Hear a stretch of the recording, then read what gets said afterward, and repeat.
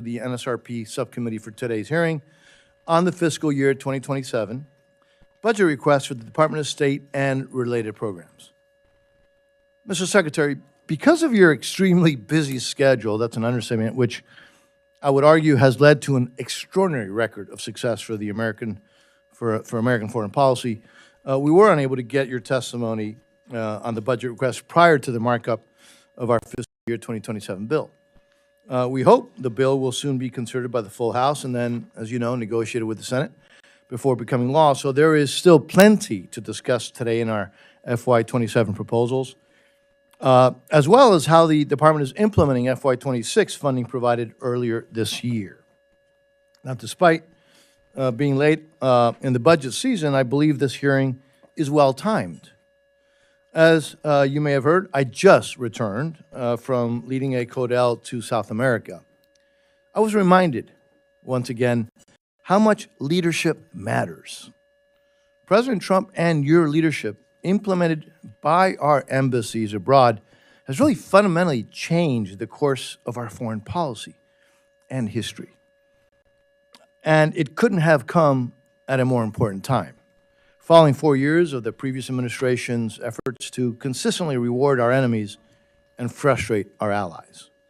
Likewise, we see the positive impacts of the leadership of key partners in our hemisphere, such as President Peña in Paraguay and President Milei in Argentina, who are standing firmly with the United States and our shared values. Despite tremendous pressure, and in doing so, advancing the national security and economic prosperity of our country as well as theirs. But while the anti-American, anti-freedom forces in our hemisphere are really being defeated at the ballot box, they're not giving up. On the contrary, they are aggressively trying to sow chaos, including through violence. All you have to do is look at what they are doing right now in Bolivia. The region also is confronting external malign influences, most notably the PRC, who are not happy about what you and President Trump are accomplishing in partnership with pro-American allies. They're ratcheting up the pressure and will continue to fight back in what is now really contested space that America has ignored way, way too long.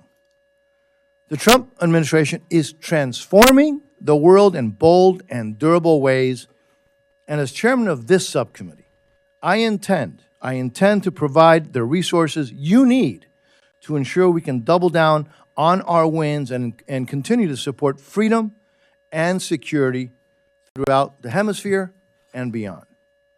However, we don't need to increase top-line funding to do this. In fact, our FY27 bill, reduces spending by $2.7 billion from the enacted level. That is in addition to the $12 billion in responsible cuts to funding that this committee has delivered since 2023, because the greatest long-term threat to our country's stability and security is our debt. So with less funding, this bill does more. I want to repeat that. This bill does more for our national security. We provide an increase for embassy security to keep U.S. personnel safe. We increase foreign military financing and international narcotics control and law enforcement to ensure our partners and allies around the world have the best equipment and training to advance our shared security. I would note that your budget request in two of these areas, embassy security and counter narcotics and law enforcement, is greatly improved from the FY26 request by seeking levels that more accurately reflect the needs that we see today, especially to carry out the President's national security strategy. In the coming years, I look forward to examining more comprehensive budget requests that will support the ambitious and critical foreign policy goals of this historic president. Now, however, I think we both agree that it's not only just how much you spend, it's how the funding is actually spent. As you know well, Mr. Secretary, an America First policy requires careful strategic consideration of how to spend American tax dollars abroad. To that end, our bill maintains the requirement for you, Mr. Secretary, to consider, prior to providing funds, the voting practice of other countries at the United Nations. It also requires an assessment of cooperation on other issues of importance to the United States, such as migration issues, opposing foreign adversaries, and burden sharing, among others. These are all areas of focus where I believe the Department has achieved notable success, and I look forward to discussing them further with you, Mr. Secretary. To support a policy of peace through strength, the committee recommendation for fiscal year 2027 once again supports allies and partners of the United States while countering adversaries and those countries and non-state actors that support our adversaries. Our bill includes steadfast support for our great ally Israel by providing $3.3 billion in foreign military financing, consistent with the U.S.-Israel Memorandum of Understanding, and it maintains critical support for Egypt and Jordan. With respect to confronting adversaries, the United States has been in nearly continuous conflict with the Islamic Republic of Iran since its founding in 1979. For almost 5 decades, Iranians have endured repression, violence, and torture at the hands of the evil Iranian regime, a regime that exports terrorism and brutally suppresses dissent at home and attacks the United States and our allies. Mr. Secretary, last week, Mr. Secretary, on Mike Codell, we visited the site of the AMIA bombing in Buenos Aires, where in 1994, Iran's terrorist proxy Hezbollah attacked a Jewish center in Argentina, killing 85 people and injuring over 300. And in 1992, Hezbollah bombed the Israeli embassy in Argentina, killing 29 people and injuring more than 200. These are just two examples of how Iran and Hezbollah have been exporting deadly terrorism around the world for decades. We have a responsibility to do everything we can to stop these terrorist regimes before they claim more victims. Now, in my view, the coordinated military action by the United States and Israel against Iran's military capabilities, as well as its nuclear program, will help ensure the security of the United States and our allies and partners for years to come. So I'm sure members will have questions for you about these operations, including the status of efforts to help secure freedom of navigation in the Straits of Hormuz and the status of our embassy operations in the region. The committee also continues its long-standing focus on countering the challenge to the United States' national security posed by the People's Republic of China and the Chinese Communist Party. This includes funding above the request for our Indo-Pacific strategy, including through fully funding the Countering PRC Influence Fund. This bill strongly supports allies and partners in the region, including Taiwan and the Philippines and Pacific Island countries. As I mentioned at the beginning, I am particularly proud of the fact that the United States has reprioritized the Western Hemisphere and put the Americas first, which has been a major foreign policy priority throughout our history. As with the President's bold action in Venezuela to remove the indicted criminal Nicolás Maduro, the United States is now decisively tackling security challenges closer to home, like putting anti-American regimes like Communist Cuba on notice. Threats to our national security should and will not be tolerated. The bill continues strong support for democracy programs for the people of Cuba, Venezuela, and Nicaragua, and calls on European partners seeking support for Ukraine to stand for freedom and democracy in the Western Hemisphere as well, especially in Cuba, Venezuela, and Nicaragua. One of the State Department's facilities in Argentina that we visited last week displays a plaque that reads the following. It says the following, quote, "Democracy is still the hope of the world." This is a sentiment that I think we should always remember. More broadly, The committee emphatically supports your efforts to strengthen United States economic ties with countries in our hemisphere. This includes combating the influence of the PRC, securing access to critical minerals, supporting the nearshoring of vulnerable supply chains, and identifying commercial opportunities, such as in countries transitioning away from authoritarian or communist political systems. All of these areas of emphasis align with administration priorities, and I look forward to working with you, Mr. Secretary, on the implementation. Mr. Secretary, we have endeavored in the committee to provide you with the resources and the flexibility that you need to implement the President's America First foreign policy. We appreciate your team working with us to implement committee directives from fiscal year 26. And I want you to know we work very closely with you on your priorities as we advance this bill through the legislative process. Now, before I conclude, let me thank you for your service and your family, Mr. Secretary, and also reiterate how much we appreciate the service of the men and women of the Department of State. Let me now turn to the ranking member. By the way, another great Floridian, for her opening remarks. Ranking Member Frankel. Thank you, and welcome. Mr. Secretary, you know, it really is something that the three of us all served in the Florida legislature together a long time ago. And I also want to say, I want to just thank my chair, who we work very hard on bipartisanship, because one thing I do really believe is when we're talking about facing the world and the challenges, that we have to try to be on the same page.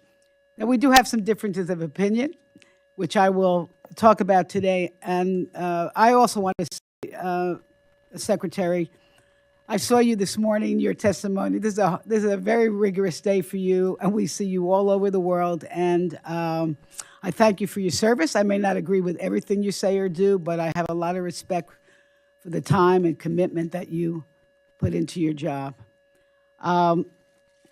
On the budget, I'm not going to talk that much about the budget. I really, the comments I have are really going to be on what's going on in the State Department from our point of view, Democrats' point of view. We do have a couple of missing members. I want people to know, because it's primary day in some of the states in this country, and so they're out actually in their reelection. It's not that they didn't want to see you. I just want to say on this budget, last year we worked out, I think, I didn't like the top line. I think we could have had more money, but the fact is we did come up with a bipartisan agreement. This year, our budget passed here only on Republican support. For us, things were missing, like our paying our dues to the UN, family planning for the women of the world, human rights. We think we have to do a better job on that. And I hope as our budget goes through, we can get together on those points. But at the core of this hearing is about whether America leads or retreats, whether we prevent crises or wait for them to become catastrophes, and whether we preserve the diplomatic, development, and humanitarian tools that makes and will make America safer, stronger, and more prosperous. Mr. Secretary, when you started your tenure at the State Department, I was honored to attend your welcome. I will tell you that I thought you were there with me, right? Or I was there with you. We were together. We were together with a lot of other people. And I would just say this, your remarks were inspiring. And I left very, very hopeful about your commitment to democracy and American leadership. And then what happened? Doge came in with Elon Musk. I'm not going to go through the litany of names came in with what I think was an insidious sledgehammer. Because we have witnessed the devastating consequences of the devastation and dismantling of USAID, the terminating of critical health and development programs, and forcing thousands of experienced public servants out of government. And the consequences are not hypothetical. People living in some of the world's most vulnerable countries, places facing poverty, conflict, hunger, and weak health systems that have long relied on American partnership and leadership. Places like Sudan, Haiti, Ethiopia are losing access to health care. Families are going hungry, humanitarian crises are deepening, and Americans' influence is shrinking as our adversaries are expanding theirs, AKA, of course, China. In just 1 year, Mr. Secretary, these cuts have contributed to more than 750,000 deaths worldwide, roughly 88 lives every hour. Malaria is surging. HIV treatment programs have been disrupted. Health centers have been closed. We hear reports from countries like Haiti, the Democratic Republic of Congo, Bangladesh, and Jordan, where cuts to family planning have forced more than 1,400 clinics to shut their doors, leaving an estimated 9 million women without care and contributing to increases in hemorrhage, infection, unsafe abortion, and preventable death. These are the mothers of the children, the spouses that we expect to be taking care of families. Experts warned us we're on track for millions more preventable deaths by 2030. And meanwhile, a dangerous Ebola outbreak in the Democratic Republic of the Congo is spreading rapidly, making it harder to contain by the administration's decision to cut funding to the World Health Organization, which has resulted in their staff cuts. And now, this is a good one, or a bad one. At the direction of the vaccine conspiracy theorists, also known as Robert F. Kennedy Jr., the Secretary of Health and Human Services, this administration is continuing to withhold funds from Gavi, the Vaccine Alliance. And this is an organization which has helped save more than 20 million lives since 2000, immunize more than 1 billion children, strengthen health systems in some of the world's poorest countries, and help prevent the outbreaks of the deadly diseases such as measles, polio, pneumonia, retrovirus, and yellow fever, stopping them from becoming global threats.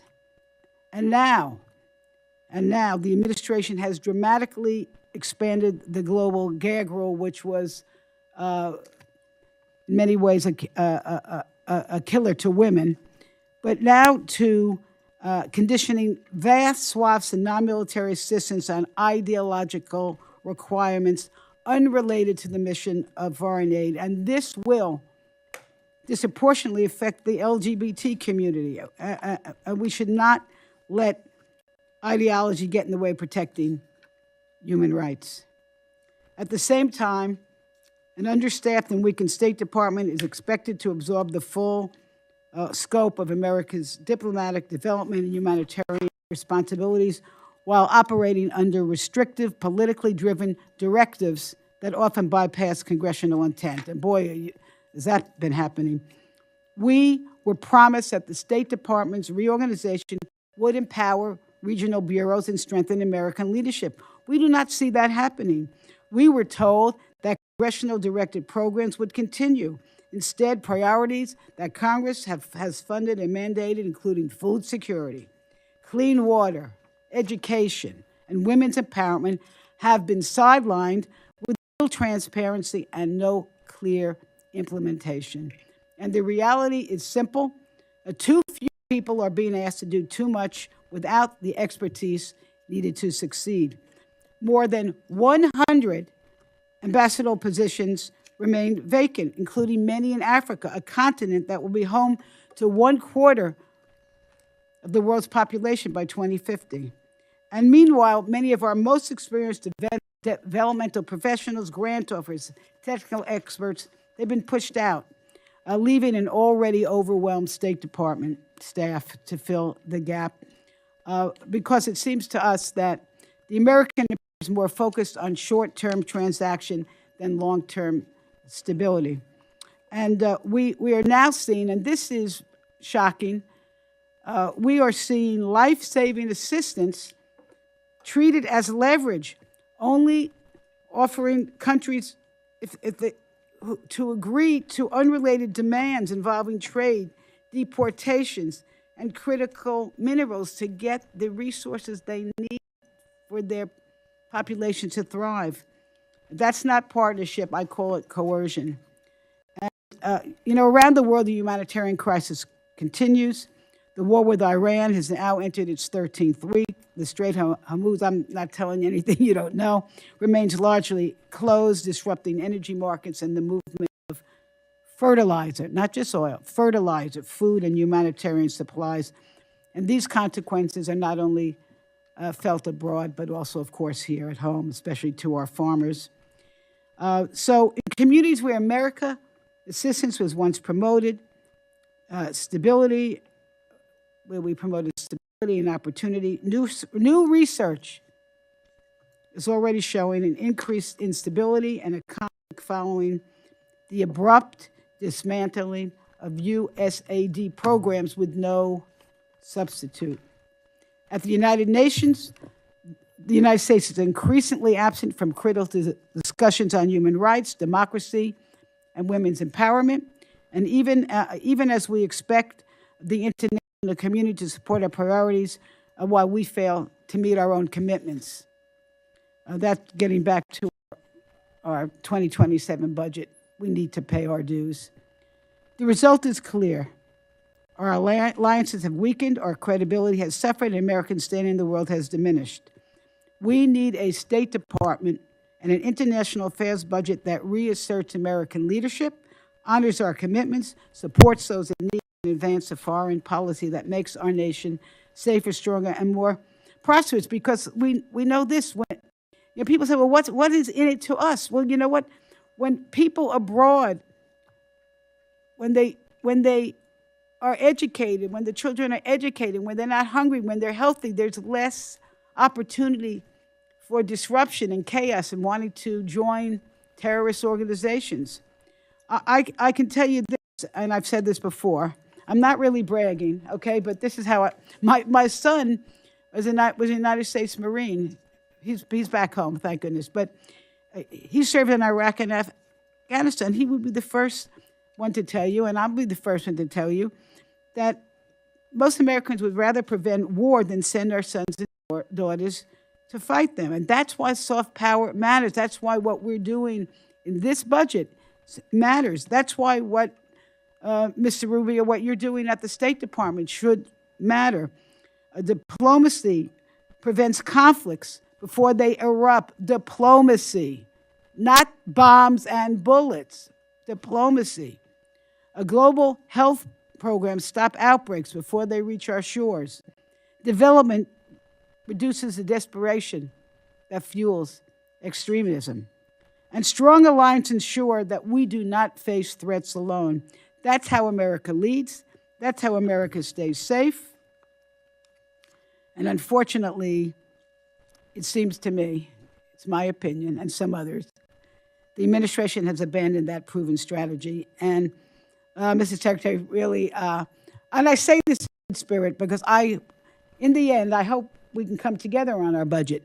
And I hope you'll share today with this committee how the United States intends to meet today's global challenges without sacrificing the diplomatic, development, and humanitarian tools that have long advanced our interests. And we'll look forward to your testimony and to the questions of my colleagues. And with that, Mr. Chair, I yield back. I thank the ranking member. By the way, having a member of the U.S. military in your family is a very good reason to brag. All right. Absolutely. Okay. So we'll now yield to the ranking member of the Appropriations Committee, Ms. DeLaura, for her opening statements. You're recognized, ma'am. Thank you very much, Mr. Chairman, and thank you, Ranking Member Frankel, for the recognition. And I want to just say welcome, Mr. Secretary, and look forward to your testimony and questions. There is an old saying, often attributed to Benjamin Franklin, that by failing to prepare, one is preparing for failure. That is a fitting description for this administration's foreign policy. To start, the Trump administration has hollowed out much of the American diplomatic corps. There are 195 ambassadorships in the United States Foreign Service, As of May 19th, 109 of those positions were vacant. We do not have ambassadors to either Ukraine or Russia, and the president has been unable to mediate an end to the war there, despite his campaign promise to do so within the first 24 hours of his term. Conflict in the Middle East continues to escalate, with ceasefires all but abandoned. Prime Minister Netanyahu has announced he intends to deploy Israeli forces to occupy 70% of the Gaza Strip, while continuing strikes in Lebanon. Settler violence in the West Bank is becoming more aggressive by the day, and the president appears to have completely given up on peace talks to end the war he started with Iran, resuming military strikes over the weekend. The rationale for the war shifts whenever the president speaks. At first, it was to topple the regime and free the Iranian people. Then it was to cripple their military capacity. Then it was to preempt a response to an attack that Israel was poised to carry out. Then it was to reopen the Strait of Hormuz, which was open before President Trump started the war. The most recent justification is to prevent Iran from developing a nuclear weapon, a goal they are now pursuing diplomatically after failing militarily. The Iranian regime is still in place. The Iranian people are not free. The Iranian military remains strong enough to control the Strait of Hormuz. I often wonder whether or not anyone suggested that that was something that Iran might do in this context. The Defense Department estimates that we have spent some $30 billion on this war, although the true cost is likely much, much higher. And what do we have to show for it? We find ourselves in the absurd position of having begun a war to pursue a goal that the Obama administration had already achieved more than 10 years ago, but that the Trump administration reversed.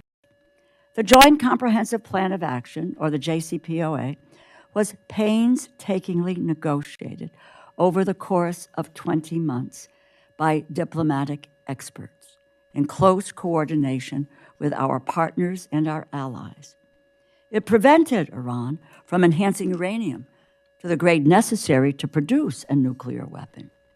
It allowed for independent inspectors from the International Atomic Energy Agency, an organization to which we currently do not have an ambassador, by the way, to verify Iranian compliance, which they did. By contrast, the current talks are happening in a much more tense environment, with pressure that's coming from conflict, ongoing conflict, and U.S. leveraging tactics. There is no clearly defined plan for how a new agreement would be verified or enforced, and it is unclear what international partners would be involved in supporting or helping to implement it. But President Trump tore up the JCPOA less than 3 years after it was signed, and Iran promptly began enriching uranium to weapons grade. After claiming that Iran's nuclear program had been, quote, obliterated less than a year ago, the president is now realizing that you cannot destroy Iran's nuclear program by bombing it. You can only delay it. And the only way to secure a nuclear-free Iran is to negotiate a deal. But after failing to do this, the president threw up his hands in the air saying, and this is a quote, "I don't care if negotiations are abandoned." So here we all are, forced to suffer the consequences of the president's indifference. Americans are paying higher prices for gas, for groceries, and everyday necessities. But by his own admission, the president does not care if the war drags on, and he does not think about its impact on the American people at all. After taking office, the Trump administration withdrew from the World Health Organization and dismantled the U.S. Agency for International Development. thousands of programs were canceled, and thousands of programmatic experts were laid off. Subsequently, health clinics were shuttered, disease surveillance systems were greatly weakened, all while our global health efforts were withheld and exploited as leverage to extract concessions from partner nations who depend on them, holding them hostage for the health necessities that they needed until they might have agreed to a trade agreement. Now we are faced with a significant infectious disease outbreak in Central Asia and Central Africa, a species of Ebola for which there is no authorized vaccine or treatment, is rapidly expanding and is expected to take months to address. It is primarily concentrated in the Democratic Republic of Congo, where we do not have an ambassador. Ebola does not wait for bureaucratic reorganizations. It spreads when surveillance systems are weakened, health workers are laid off, clinics lack protective equipment, and communities lose the trusted partners who help detect and contain outbreaks before they become public health emergencies. Thanks to years of investment through the Department of Health and Human Services, we have a number of facilities in the United States that are equipped to safely treat patients with Ebola, as well as other infectious diseases. In the 2014 Ebola crisis, we established these facilities. We made a $160 million investment. But this administration is blocking those specialized facilities from receiving Americans who are infected. We have asked numerous U.S. government employees and partners to put themselves in harm's way to help us keep safe. And how does the Trump administration repay them? By slamming the door in their face. The United States spent years building the relationships, supply chains, laboratories, and community health networks that help stop deadly diseases at their source. The Trump administration tore apart that capacity and now wants to pretend the consequences were unforeseeable. They were not. They prepared for failure, and now it is here. Congress and the American people deserve answers. Secretary Rubio, thank you for taking the time to appear before this committee today. We look forward to hearing your testimony and getting some answers to our questions. I thank you, and I yield back. I thank the ranking member. Secretary Rubio, your full written statement will be placed in the record. As you know, please feel free to summarize your testimony. And again, thank you for being here. You're now recognized, sir. Thank you. Thanks for having me here today. I think I'm going to skip the long opening. You have it in writing. I'll just do a couple brief points. Rather spend the time on your questions. It'll probably be a better use of our time.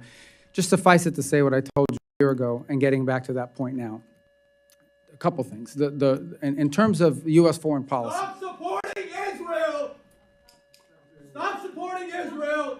Israel committed a genocide in Palestine. It's still ongoing, and now they're committing another genocide in Lebanon. And what are you doing? You're serving Israel! Stop serving Israel! All right. The core of our, is that, can continue now? All right. Mr. So Secretary. the core of our foreign policy must always be the national interest of the United States. That is basically defining what that national interest is and then operationalizing it in such a way that our foreign policy reflects it. This is across the board in the work of diplomacy and the place in which we, and that requires prioritization, by the way. It requires us to prioritize some parts of the world over other parts of the world, some issues over other issues. That's just the reality of limited resources, and every country in the world has limited resources, including the United States, despite our vast resources. The second is in terms of how we procure aid and how we provide aid. We are still the world's largest aid provider, and I mean by far, like there isn't a close second. But we don't want aid to solely be judged by how much you spend. We want it to be judged by what its results are. And I think we can talk about it today, but there are a couple points that I would raise that I think are very promising. The first is we've now entered in the global health strategy over 32 health compacts with countries around the world. And these health compacts basically are, the countries that are signing them love it. Not just because they're getting the resources, but because they're investing in their domestic resources. In essence, we are trying to lay the groundwork in many of these countries where one day they will no longer longer need foreign aid because they will be able to sustain it. We're helping build the internal infrastructure other than, as opposed to relying on extensive NGOs and things of this nature in the long term. We want them to build their own domestic capacity. We'll help, and they're very happy because it also gives them sovereignty over the way some of their aid is being dispersed in those countries.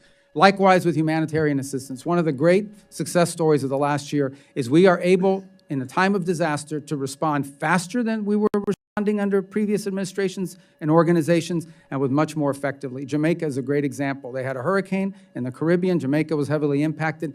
We were able to respond very quickly and very effectively. The same has been the case in a couple of typhoons, and we're doing it now with Ebola, where we were able to program upwards of over $200 million very quickly in responding to it, down to point of being able to, even through diplomatic means, establish a facility in Kenya for any Americans that are infected as an observation post for Americans.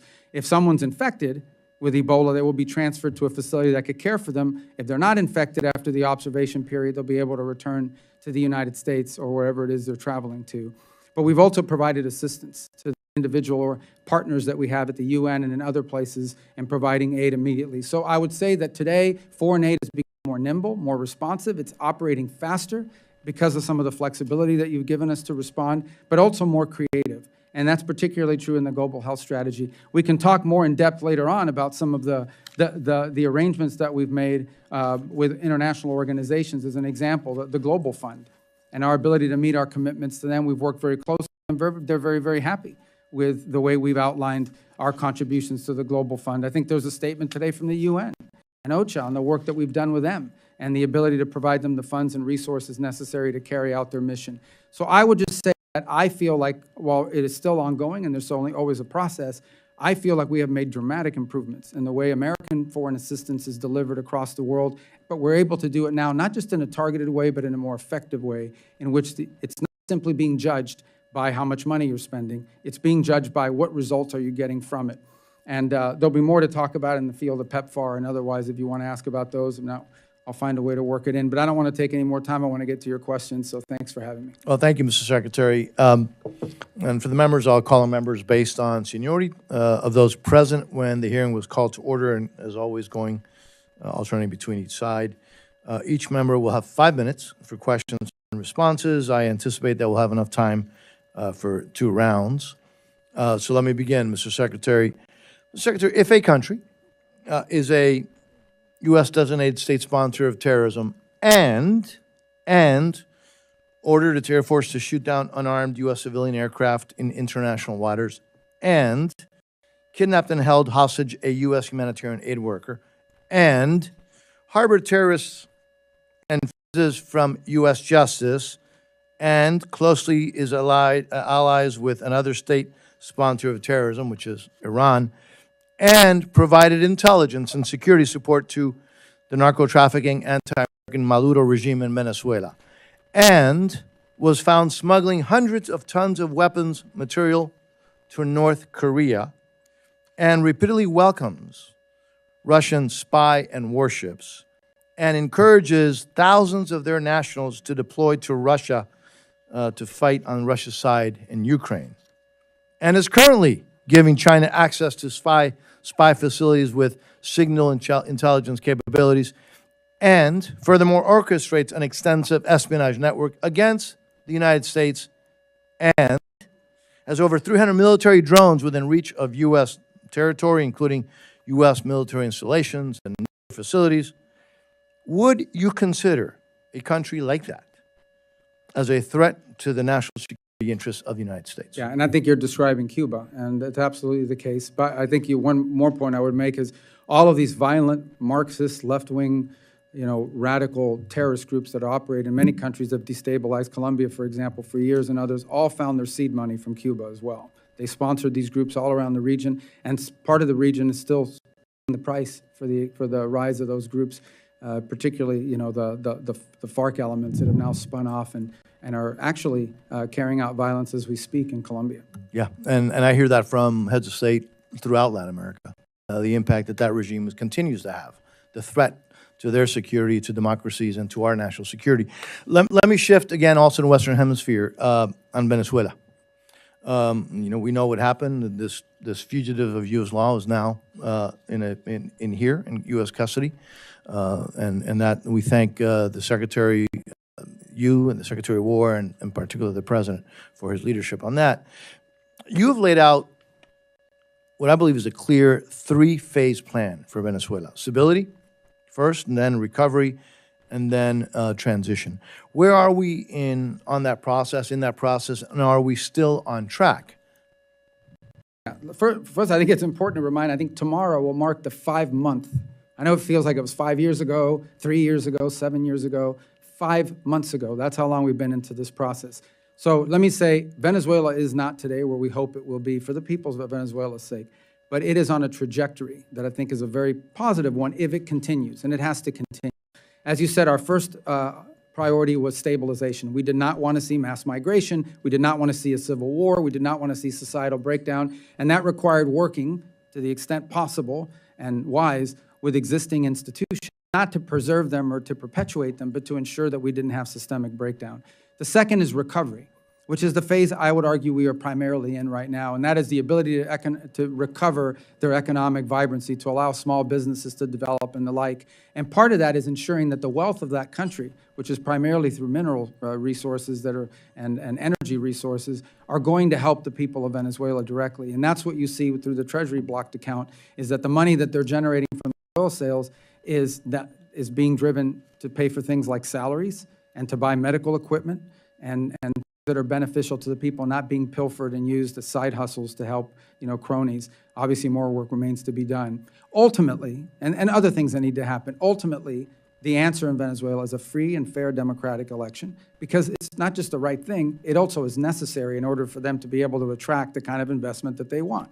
In order for it to be a long-term and investable place that can attract the kind of capital and interest and normalize the way their economy works, they will need to have a government that is legitimately in place through elections.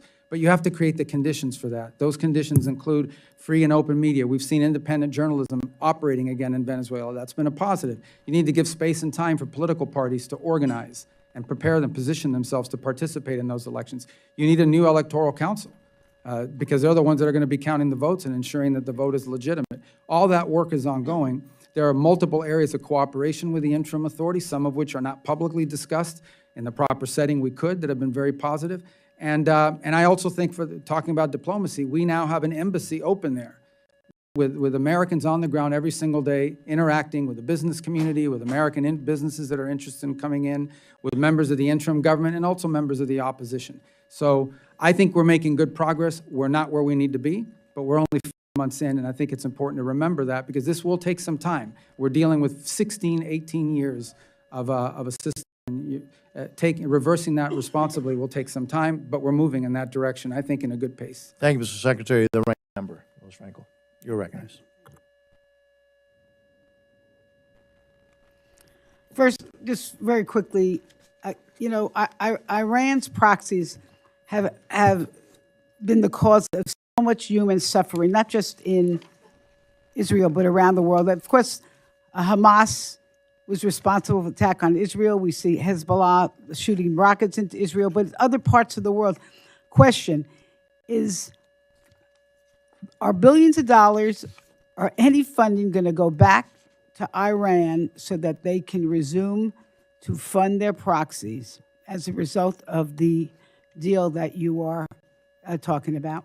Well, first of all, the deal that we are talking about, or the deal that you've seen reported in the media, is a dynamic situation, because the first thing, sort of what needs to happen at the front end is they want us to lift our blockade so they can get their ships to market.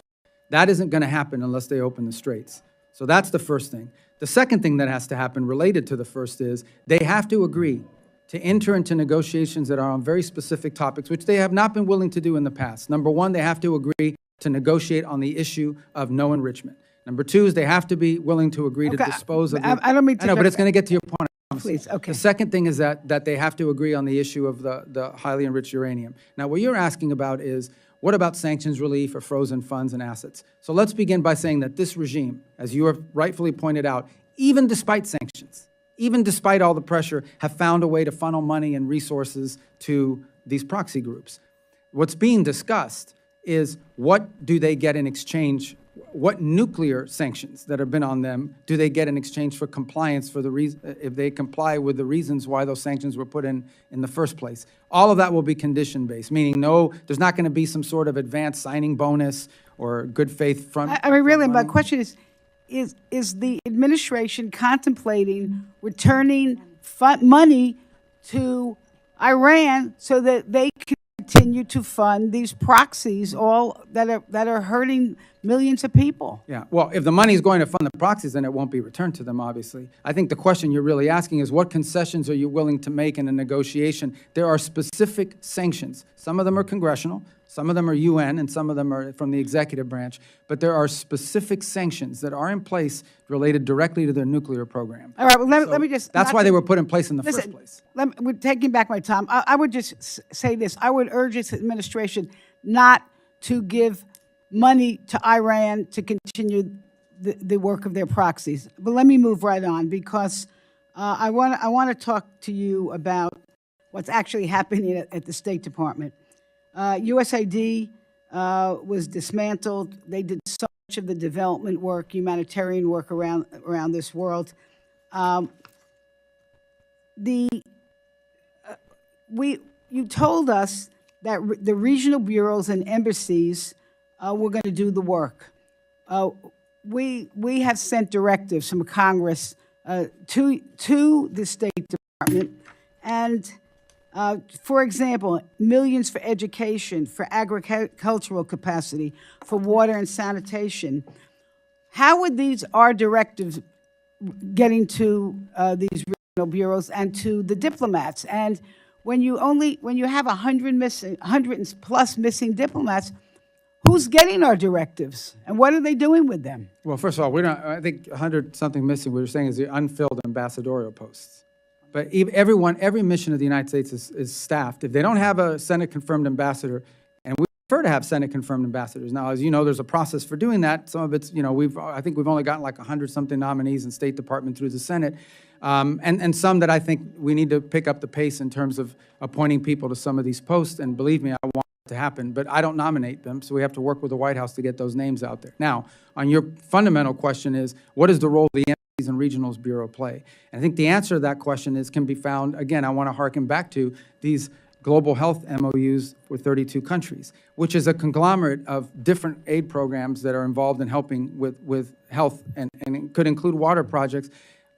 These are often negotiated directly out of the embassy with personnel that are on the ground that are laying the groundwork to do it. The other things the embassies do is they help us identify the areas that would have the highest impact at the best efficient cost in these individual countries. Miss, sorry to interrupt you, but what I'm worried about, what a lot of us are worried about, is the lack of expertise. The expertise, so your people in the various countries even know what to do. What has happened to that? So there were thousands of people fired. I mean, how do we know that in each of these countries you have someone there who knows how to fix a water system? Or well, first of all, I think that we would ideally do in every one of these cases that we would be partnering with the local government, with the domestic government, with the host nation, to ensure that we're relying on building their capacity to do this work. And our job, it depends on the country, and that's the unique part of the way we approach this. You could do a bucket, and you can say, this is money for X, and it has to work exactly the same all over the world. Or you could do it the way we're doing, which is understanding that a health MOU with one country maybe look very different than what a health MOU looks like in another country. And then we would have to hire or add, depending on the contract, whether it's an international partner or others, if necessary, the expertise for implementation. But the key to the front end of it is identifying what those unique opportunities are, because I can tell you, going through the 32 MOUs, they are all different. And Mr. Secretary, I can tell you this, that because of whatever the lag time, the lack of expertise right now, there are literally thousands of people dying. I know there's. I don't. By the way, I just don't agree with that number. But Mr. Chair, just one. And we'll have another round. Okay. We'll have another round. One more thing. This is very important. All right. We have. She is a Floridian. I'm going to have to give her. I understand. No, we have heard. First of all, this country right now has a immigration policy which is an abomination. We're taking innocent people who have committed no crimes off the street, and we are sending them to countries, some of them that they have no connection to, and we are hearing that the State Department is out there making deals with foreign countries and saying, if you want to get development funds or health care or humanitarian funds, you must take X amount of deportees. And Mr. Secretary, you're going to have to answer that relatively quickly because we're way past time. I don't know where you've heard that from. We have certainly negotiated third country agreements with multiple countries around the world, but none of them are under threat. In some cases, for example, they have said, well, we'll do this for you but we have some costs associated with assuming this responsibility and provided them funds to deal with that. But I can't recall of a single instance, I don't know who's reporting this to you, where we're basically threatening a country that we're going to never deal with them again if they don't help us. But obviously, we are friendly and help it, but this is the way diplomacy should work. Honestly, let's be frank. We are going to reward those that are good to the United States. We're not going to be as friendly to places that are not furthering our national interests. For a long time, this has been going on. There are countries around the world where we were spending millions and millions of dollars, and they vote with us, against us, 99% of the time at the UN, and all the commercial contracts are with China. But yet we're funding their entire healthcare system. Look, I think that's a legitimate thing to say, hold on a second, does this make sense? All right, let's move on, and we've given the ranking member, because she is the ranking member, and she's my friend and partner, way over time. And thank you, Mr. Secretary, for indulgence. Speaking of now, the Vice Chairman of the subcommittee is recognized. Thank you, Mr. Chairman. Mr. Secretary, thank you so much for being with us. I recall when you were with us about a year ago, you talked about the new focus of the United States State Department. I want you to know that I was privileged to participate last week in the CODEL led by the esteemed Chairman Diaz-Balart to South America, and had the opportunity to witness how effective and how targeted our foreign assistance is being used to, in your words, to further the interest of America. It was so incredibly obvious through the empowerment of the ambassadors that I was able to meet there, through the sense of respect that those ambassadors carried, along with not only the empowerment that they had, but the sense of respect that they had from the people in those countries, almost to the same level as their very own heads of state. And it was so heartening to see your words put into action in those countries. It's truly working. We saw evidence that narco-terrorism is being eliminated. We're saving lives here in America because of that. It was obvious that the influence of China is being diminished, and that the United States is being so much more recognized as not only a military and economic strength, but as that soft power that I continue to hear members here on this panel speak of. And so I just commend you and the administration for the work that you're doing. I got to witness it firsthand, and I appreciate the chairman leading such a distinguished CODEL to let us see and learn those things.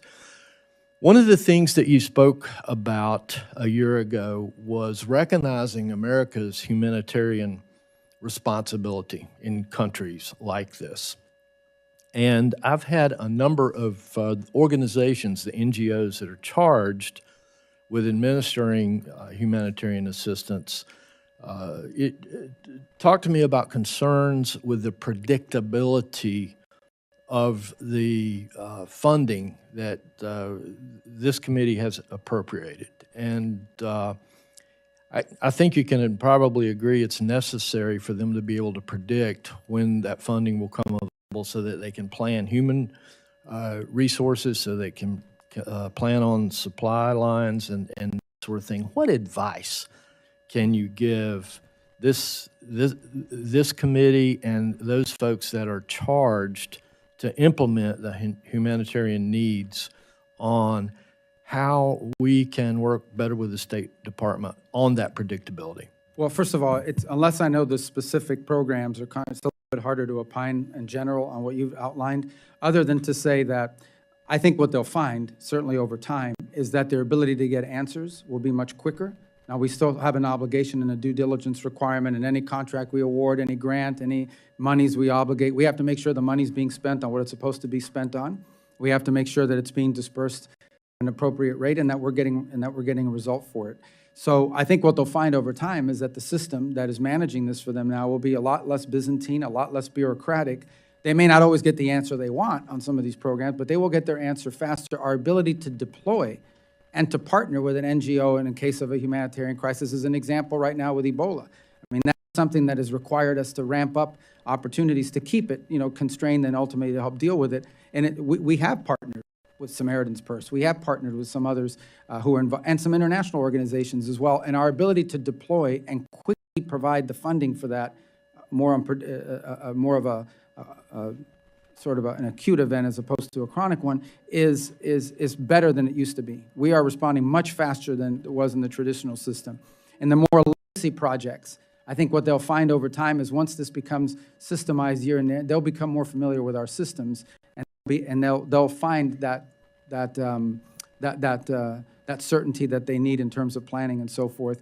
But I would just say we'll continue to communicate with your offices on specific programs as we've done throughout the year when people raise one with me and say, this specific contractor, oftentimes what you'll find is because the system is new, they still haven't figured out how to work through it.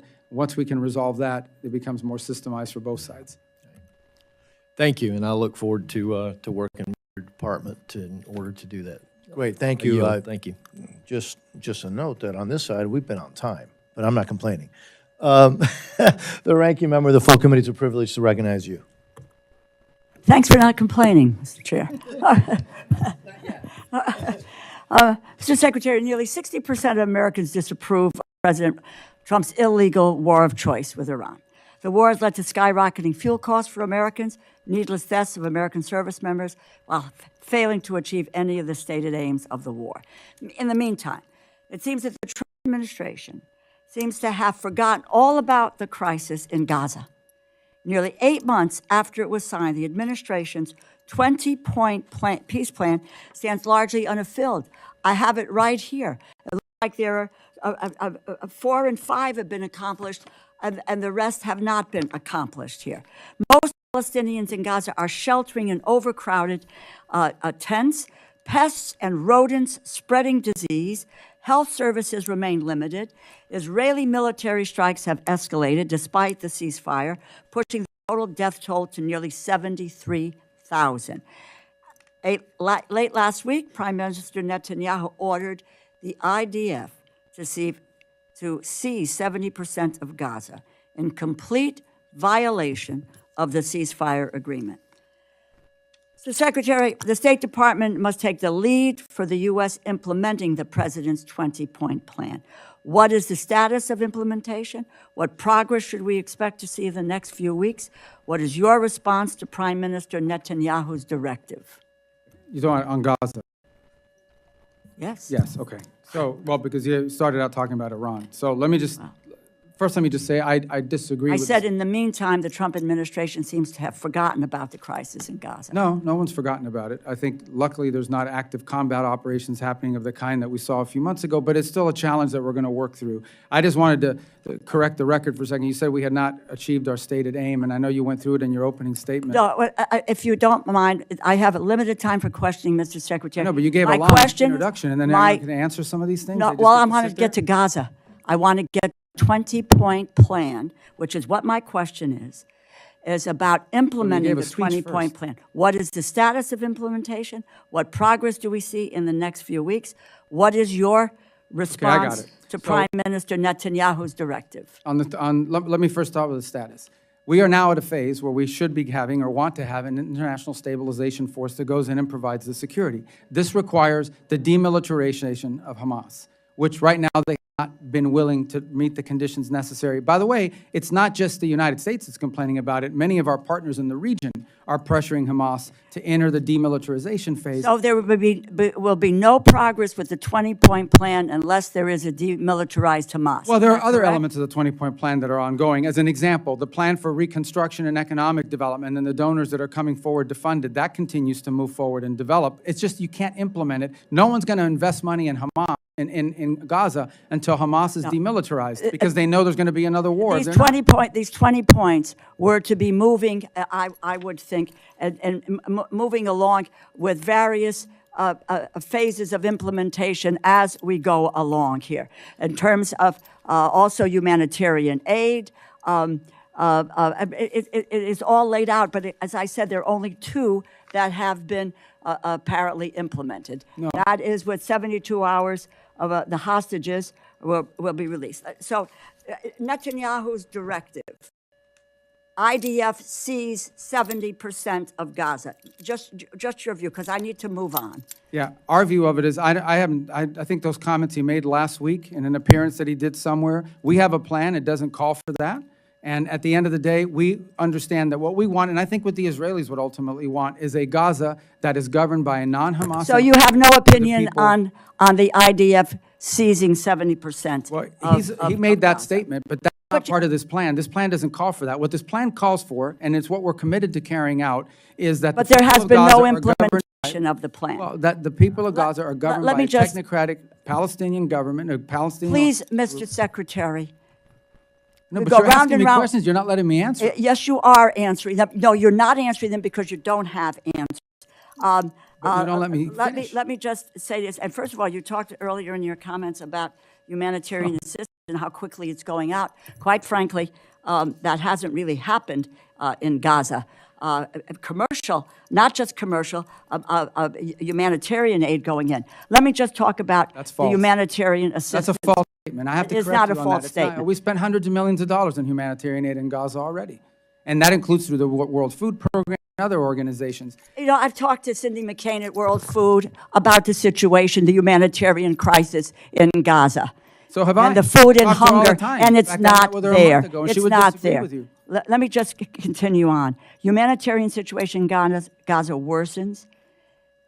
At the same time, the Israeli government has ramped up its pursuit of a de facto annexation of the West Bank. Oslo Accords have been torn up. Demolition orders for Palestinian villages are on the rise. Incidents of settler violence have surged with no accountability, and the construction of settlements and outposts continues at a rapid speed. From May 12th to May 18th, Palestinians faced more than 50 attacks by settlers across the West Bank, including arson attacks that damaged a mosque, homes, farmland, and vehicles. The UN Office for Coordination of Humanitarian Affairs has documented an average of 6 such attacks per day. The Israeli government has begun proceedings to demolish the Palestinian community of Khan al-Ahmar, just east of Jerusalem, as part of its goal of constructing settlements along the E1 corridor, which would bisect the West Bank, foreclose the possibility of a continuous Palestinian state. Mr. Secretary, do you believe that the situation in the West Bank is one that leads to greater cooperation between Israelis and Palestinians, or will create conditions for a two-state solution and promote Israel's two-state solution, in my view, will promote Israel's long-term? As the president has stated clearly and repeatedly, he is not in favor of these changes or the changes in the status in the West Bank, that it potentially complicates our ability to work out the deal with Gaza as thank well. you. And the president's been consistent. He has said this multiple times, and we've shared that with our Israeli counterparts as well. And what are we doing to deal with settler violence? We will the do West that on Bank. if that's all right, we'll do that on the second round. Fine. Because we're way over. Thank you very much, No, Mr. thank you. Chairman. Thank the ranking Thank you. member. Thank you. Mr. Molinar, who's also the chairman of the Select Committee on the CCP, is recognized. Thank you, Mr. Chairman. Secretary Rubio, thanks for being with us today, and thank you for the important work you're doing around the world and for the sacrifice you and your family are making in order to do that. We appreciate it.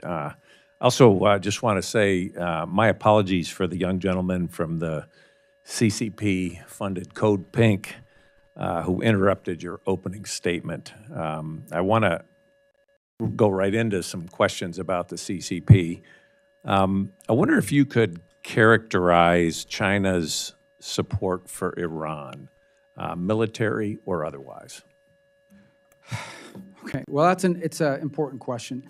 I think, let me start with this point. I don't think the Chinese have publicly said and repeatedly said and told us in our visit as well, they are not in favor of what Iran is doing in the Straits. They are opposed to that, as is virtually every country in the world, some obviously more open than others, but they've stated that point. I would say that China has not provided any assistance to Iran that in any way impeded our operations or ability to operate. They clearly have had a previous relationship, and you can see that in some of the military equipment that they have is certainly of Chinese origin, and likewise.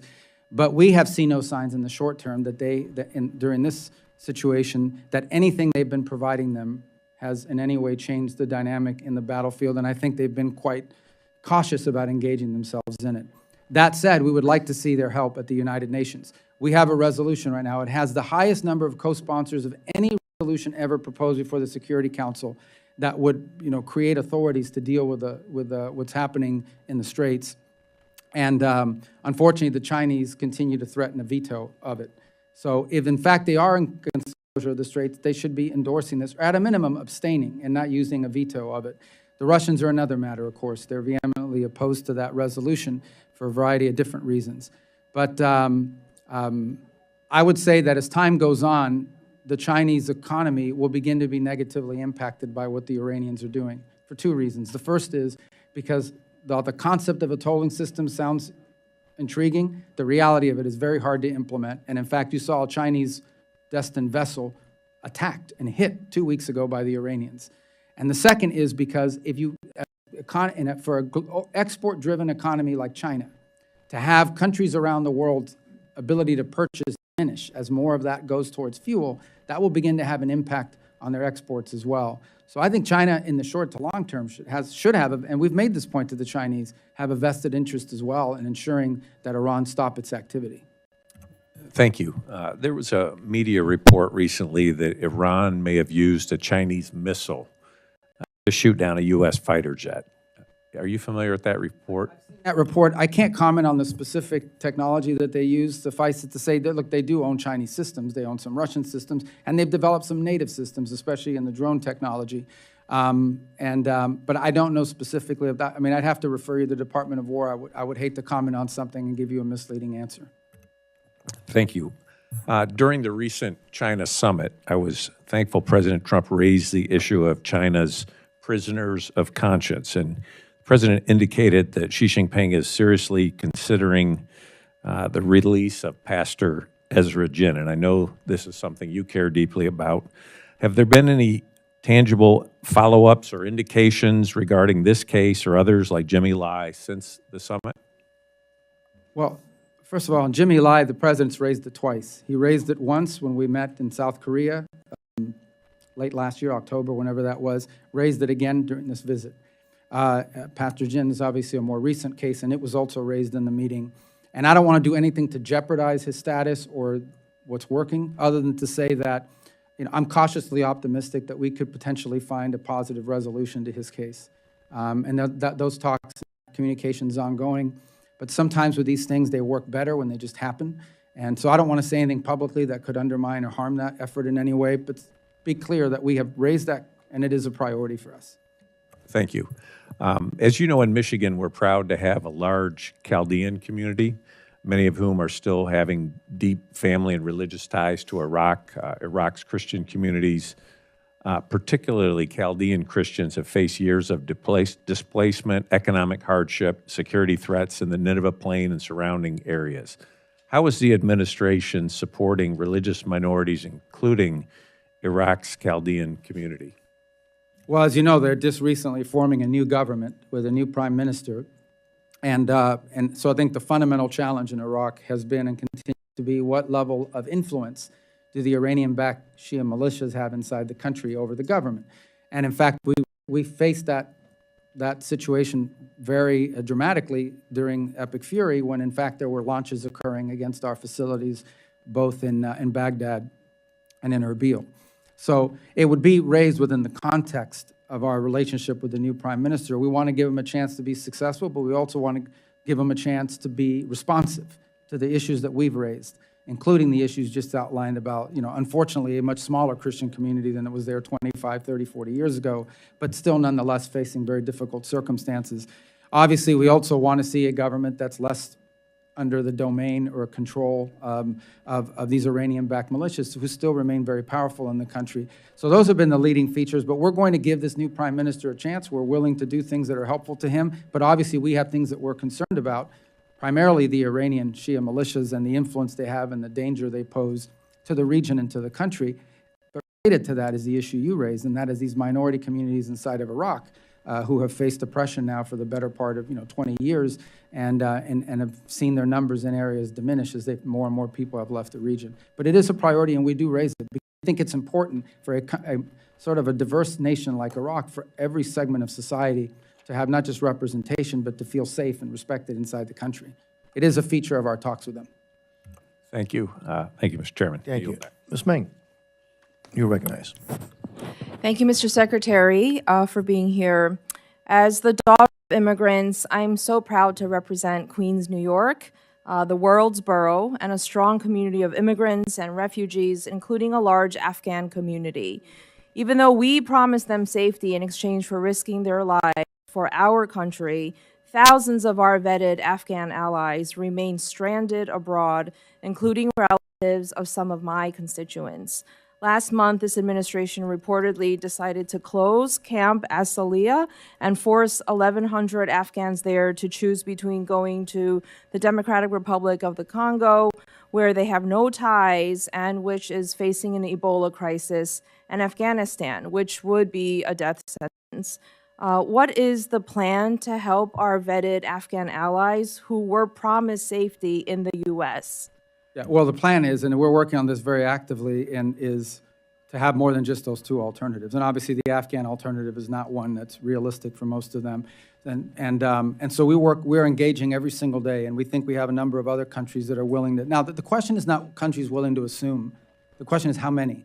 We have about 1,000-something people there, and we have to move them. And so I don't think there's one country that's going to take all 1,000. But it has to be countries that, A, are willing to assume some of this responsibility in numbers that are manageable to them, but also places that give more options to these individuals that they would be comfortable going to.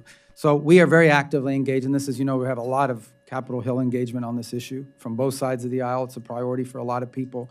And we don't want to see a situation where any of them are being forced back into Afghanistan, because that's just clearly not an option for some of them. The case of relatives of American citizens, I think, is a separate case in the sense that they have ties to the United States. And so that process, the processing is still ongoing in terms of the applications, the background checks, and the vetting and so forth. We're obviously operating right now under a directive that prohibits the entry of Afghans into the United States, but that could change at some point, and that we'll be able to facilitate some of those. But that issue right now is we're just trying to find more countries that will step forward and being able to assume. In some cases, it might be 200. In some cases, they might be able to take 150, 300, but give them some options other than just those two that you've just outlined. Can you rule out third country options, especially DRC? You mentioned earlier that the State Department won't deport people to conflict zones. Can you rule that out going forward? You mean rule out the DRC? Yes. Well, ultimately, these people would have to agree that they're going to go to DRC as well, because that's what we want to do, is give them 7 or 8 options rather than 1 or 2. And I imagine if we can find more options for them, and there are some countries, look, I think the problem is not that I'm trying to, I mean, probably talk to your staff about it. A lot of these countries are in nascent talks with us about their willingness to assume some of these people, but they don't want me announcing it at a hearing, because then they have, newspaper and media going crazy in their country about what does this all mean. But I can tell you that I know of at least 5 other countries that we have spoken to that seem at least open to the idea of assuming some number of these refugees. We'd like to get these people more than just 5 options, maybe 5 or 6 or 7. Are they conflict zones? Can we rule out deporting people to conflict zones? Well, I don't remember all 5 or 6 of them, but I don't think that any of them would be conflict zones, is my recollection. Thank you. At the same time, we are stranding our Afghan allies, we are rolling out the red carpet for white Afrikaners from South Africa, even though we've completely stopped resettlement of other vetted refugees. The president recently approved 17,500 spots for Afrikaners and none for any other refugee from anywhere else in the world. Can I ask what your standards and justification for issuing only refugee slots for them? Well, first of all, the United States, over the last 4 years before the president returned to office, assumed upwards of 15 to 20 million people that entered our country through a variety of methods. So our immigration policies must always ultimately be geared by the national interest of the United States. And in an era where we're already dealing with 15 to 20 million people that have entered the country in a mass migration event in such a short period of time, adding to that number in the short term would make no sense, in our view, from the national interest, hence the freeze on refugee admission.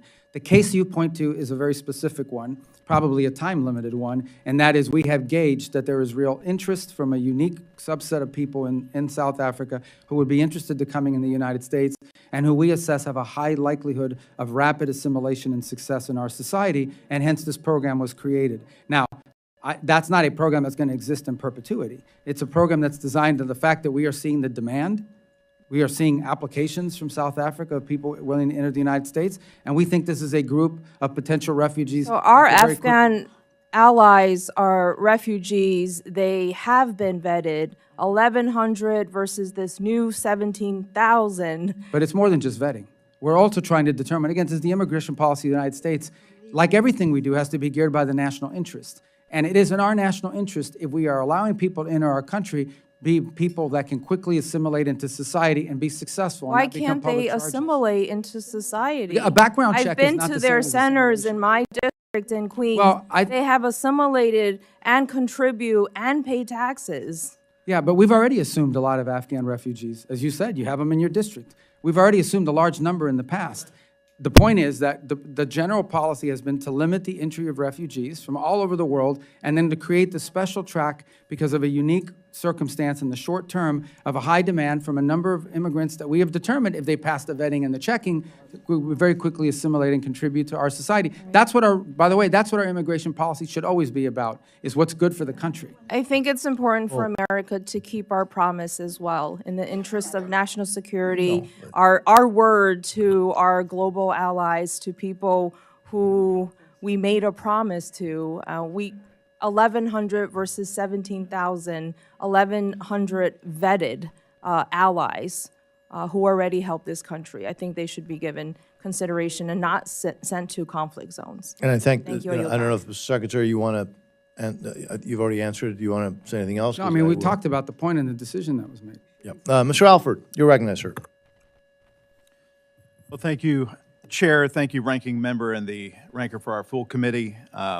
I do want to recognize you, Mr. Chairman, for the great work that you've done to help rein in the spending while still protecting America's national security interests around the world. Last year, Chairman Diaz-Balart delivered a 16% reduction from fiscal year 25 enacted levels, nearly $9.3 billion in savings, without compromising support of our closest allies or weakening our posture on the world stage. This fiscal year, the committee built on that success with an additional 6% reduction, cutting another $2.69 billion while still maintaining robust funding for Israel, Taiwan, Jordan, Egypt, and critical Indo-Pacific security programs. These reductions, Mr. Secretary, are only possible because of you and your leadership, which has forced partner nations to shoulder more of the burden and make sure that American taxpayers are no longer footing the bill for countries that refuse to meet their obligations and that really aren't on our side to begin with. And so I salute you. There is a lot of noise in this world. There's noise out in the hallway. There's noise that we've seen on the back row here. And what I'm about to say is not going to make the news because I used to be in the news. I know what makes the news. It's the clips of the loud people, the Code Pinko people, that want to disrupt and yell hateful things to you, sir.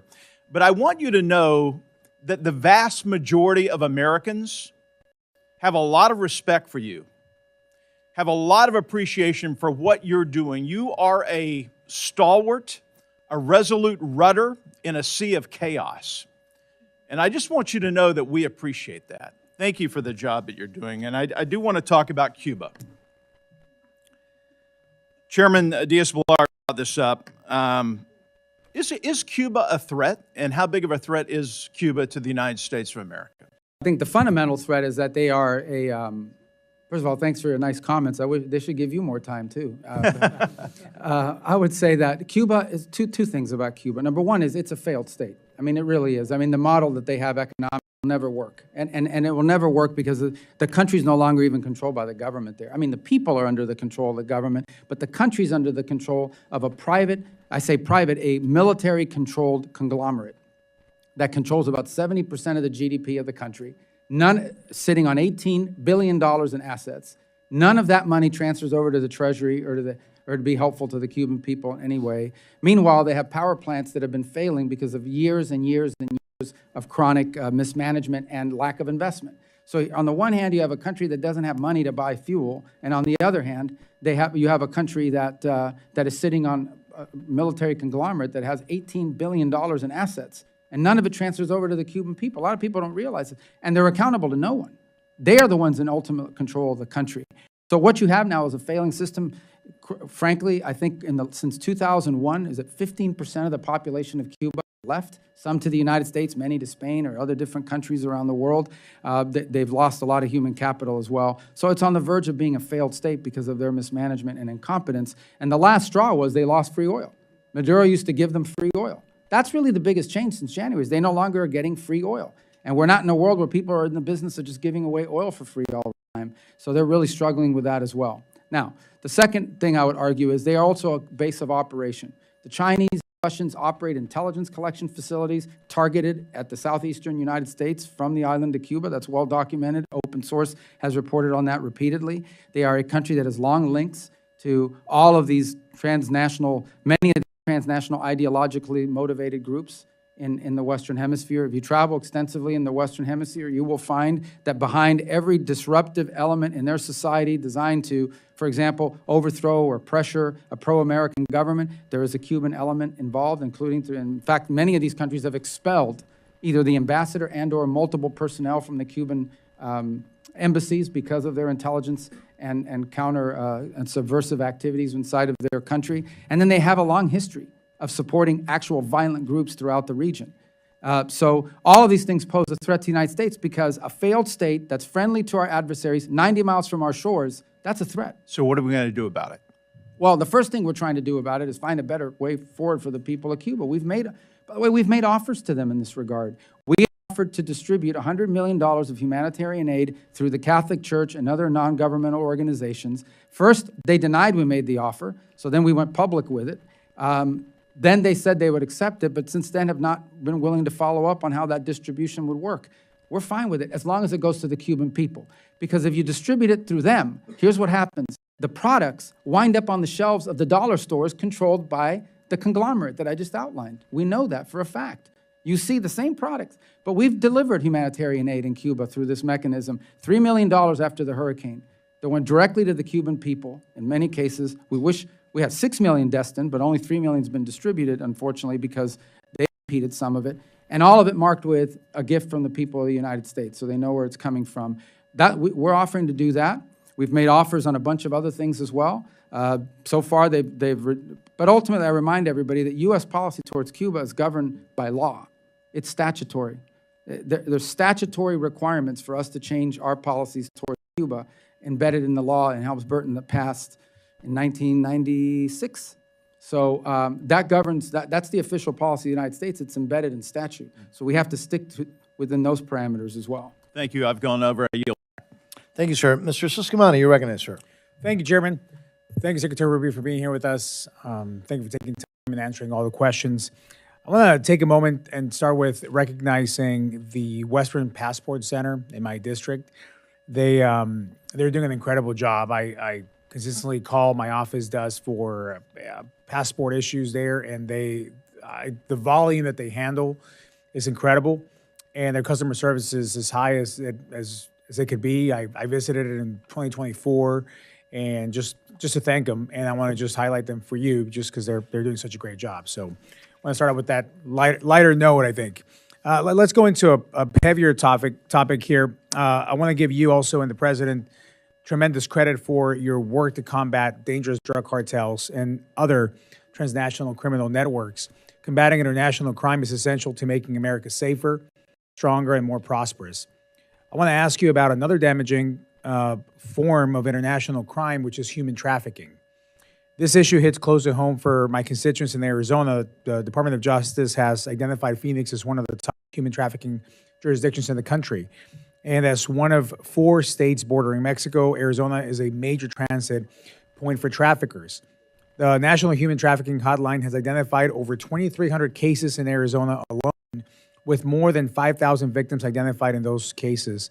Troublingly, the average age of youth trafficked in Arizona is 13 years old, 4 years younger than the national average.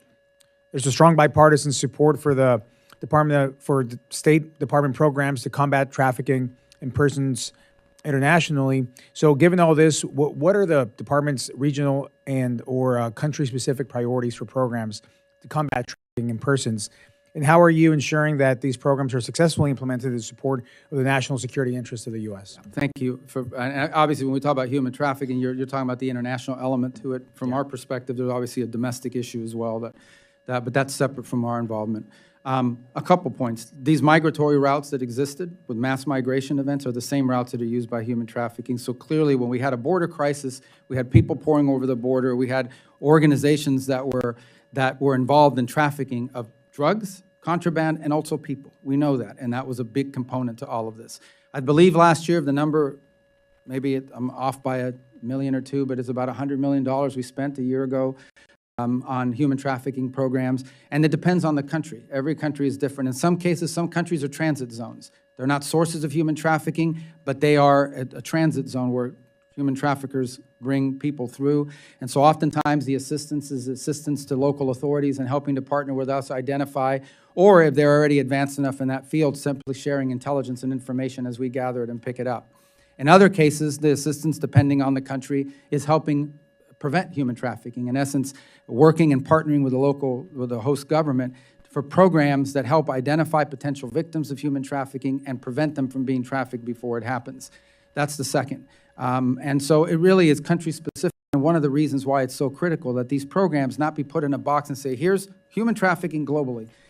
That is a great example of how this program needs to, these expenditures and our focus on this needs to be specific to the location. Because what the human trafficking issue looks like in one country might be different than another country. One country may just be the airport that they're flying people through, and we know it. Another country may be the source of children that are being literally purchased or bought up or grabbed off the streets and being trafficked for labor purposes or worse.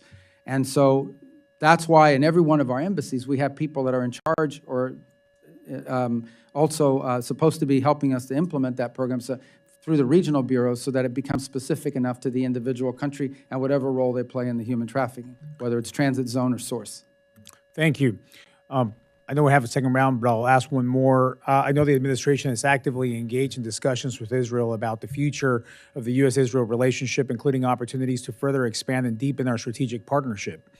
With the current Memorandum of Understanding on Security Assistance set to expire in 2 years, this feels like a real moment to think boldly about how our cooperation can evolve to meet the shared interests and security needs for both of our nations. With that in mind, what's your current state of talks with Israel on the new MOU and the broader future of the relationship? And who in the department is leading those conversations? Well, the conversations have been both with the Department of State and the Department of War. And actually, and I think he has said this publicly now, what Prime Minister Netanyahu and the Israelis have told us is they would like to set up a scenario where they wean off U.S. assistance the way they did with foreign aid about a decade and a half ago. So in essence, they'd like to go from the number they're getting now to slowly less every year until the number hits 0. So those are the conversations we're having with them. It's at a pretty high level at this stage, although I know we're engaging their ambassador, has been dealing with the counselor and chief of staff in our office on this proposal. They've made that proposal to us on a number of occasions over the last year. I think the Prime Minister spoke publicly about it about a few weeks ago, so it's no longer a surprise. But I think one of the things Israel's talking about is basically winding up over the next 10 years in a place where they are getting no. I mean, they may be buying things from the U.S., but they are not getting any sort of assistance through the MOU. Obviously, we'll talk it through with them and see where we wind up. That's not finalized. Thank you. Chairman, I yield back. Thank you, Mr. Siscomani. So again, thank you, Mr. Secretary. We do have time for a second round, but I am going to hold people to 5 minutes on the second round. We've been pretty flexible, and but we're gonna now limit it to five minutes, and I will start that 5 minutes and try to hold myself, Mr. Secretary, to 5 minutes as an example to the rest. I mentioned in my opening remarks, and you've heard it before, that I just returned from a trip to South America. We saw some really positive things, but we also saw some sobering things regarding Communist China. They've spent decades embedding themselves across the region, frankly, in port, power infrastructure, communication networks, everywhere. And more recently, Beijing has been aggressively moving to lock up America's critical mineral supply. The chains. And so, again, I think for decades, the United States has looked the other way, or worse.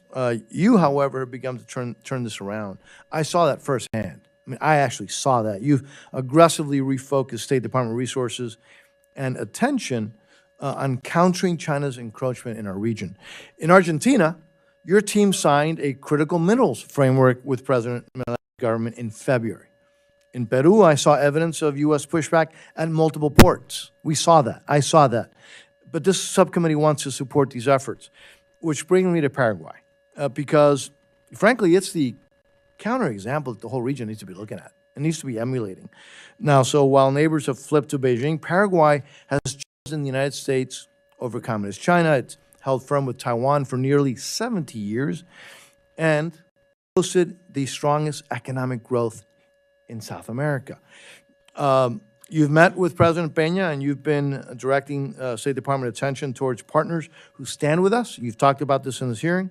It's working. It's really working, but I think we can and should do more. What do you need to make sure that this hemisphere continues to see and sees clearly, actually, that choosing America over China actually pays off for their people and for the entire region? Yeah, I think the first thing, as long as I was served in the Senate for 16 years, everybody said we need to focus more on the Western Hemisphere, just like people say you need to eat more broccoli and more vegetables, but no one ever wants to actually do it.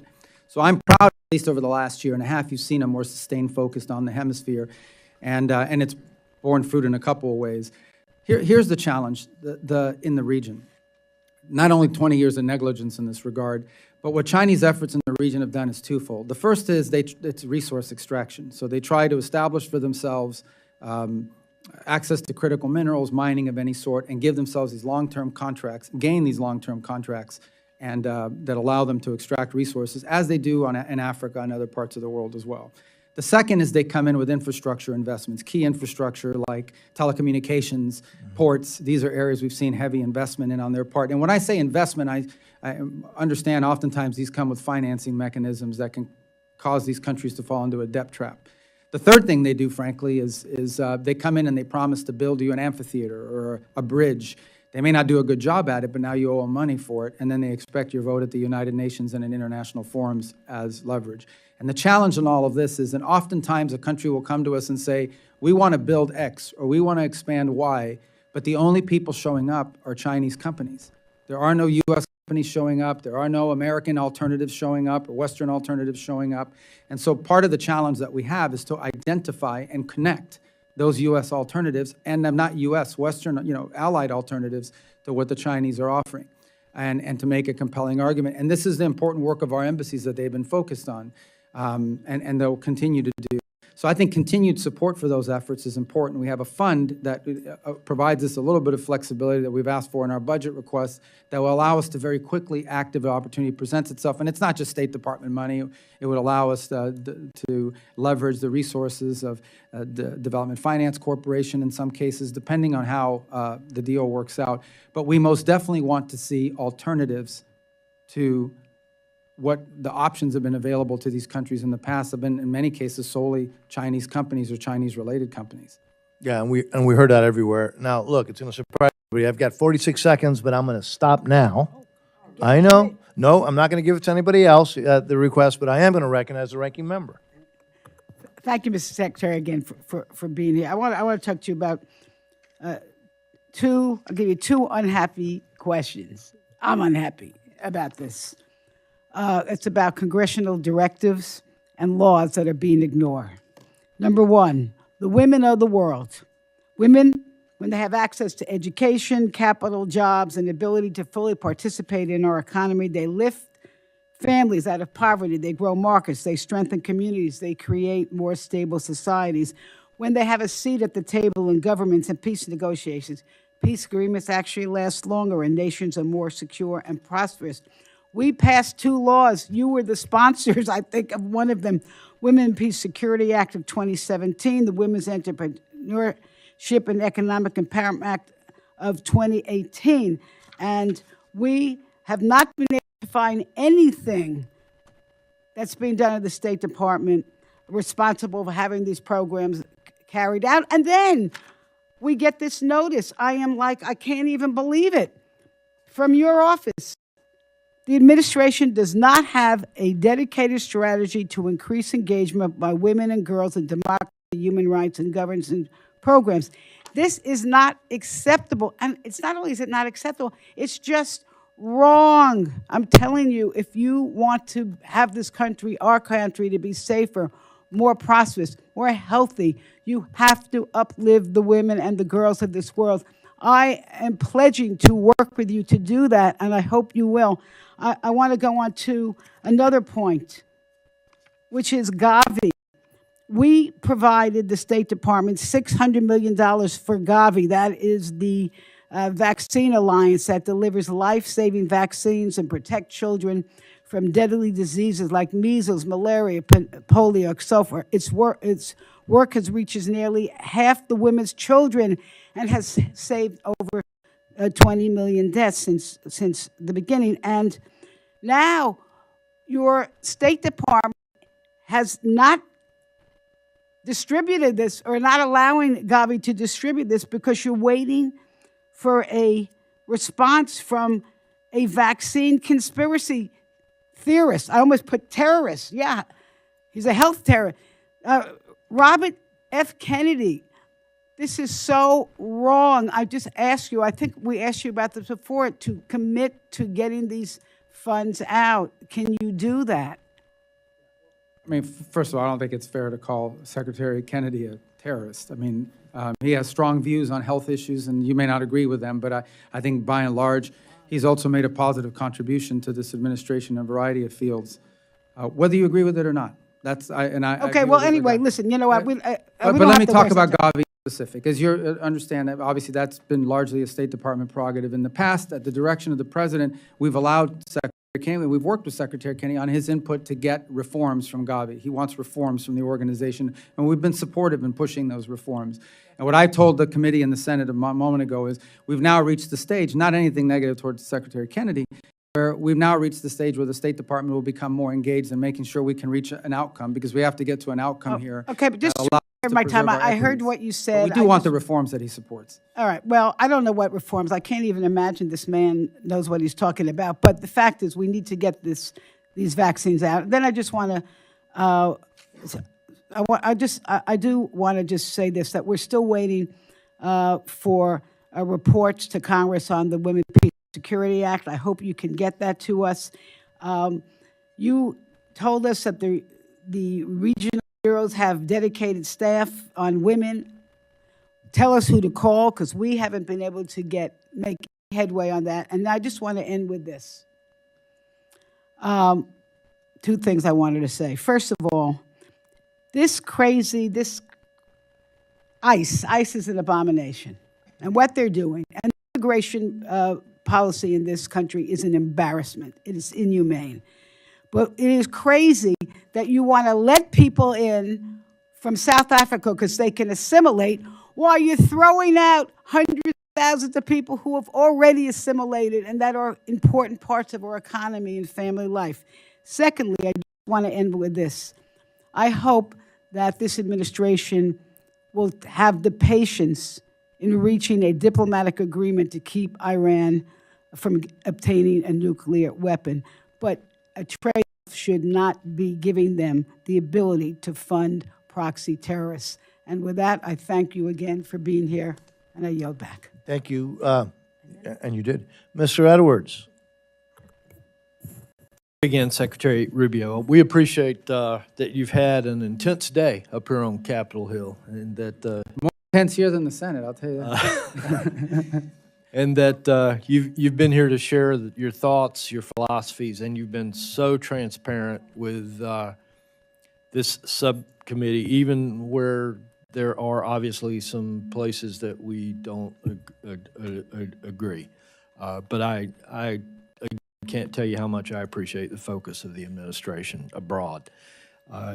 With that, I've just got one question, fairly short. The U.S. Foundation for Natural Security and Counterterrorism was passed into law as the U.S. Foundation for International Conservation at the end of 2024. And as you know, this foundation was created with the understanding that mismanaged, impoverished, and protected areas across the globe can become safe havens for transnational organized crime, drug cartels, and terrorist networks, all core principles that would fit under the America First agenda. However, funds for the foundation, now under the purview of the State Department, have not been launched, and the funding is frozen. And because the foundation's 2-to-1 private-public match, there's about $600 million that could be stabilizing East Africa and the Sahel region, cracking down on illegal Chinese fishing, stopping cartel-driven deforestation in the Amazon with protected area enforcement. Is this foundation something that you're committed to? And if so, what would need to happen for that to become activated and for the funding to be released? Well, you may correct me if I'm wrong. I think the foundation depends on some appointments that need to happen to there's a governing structure to it that has both presidential and congressional appointments. I think those have not happened yet. And I know that's probably taken longer as a supporter than you would want it to see happen in others. We can't really activate this until it's stood up, and right now it just hasn't been, the governing structure of it is not in place for a variety of reasons. I would imagine part of it is the change in administration, with much going on. We just haven't gotten to the point where we've gotten, I don't believe we have the congressional appointments either on that. I may be wrong about that, but I believe so as well. So let me get back to you on where we stand on these appointments, because having that governing structure in place is what's necessary in order to be deployed. I can tell you I've heard a lot about it. It has strong supporters in both the House and Senate, in both parties. If I'm not mistaken, I think Senator Graham was involved in this effort in the Senate, along with Senator Coons, and I'm not sure who the sponsors were on this side. So we've had numerous inquiries, but we've got to get those appointments before we can activate it.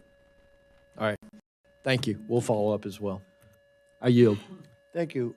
Ranking Member DeLauro. Thank you, Mr. Chairman.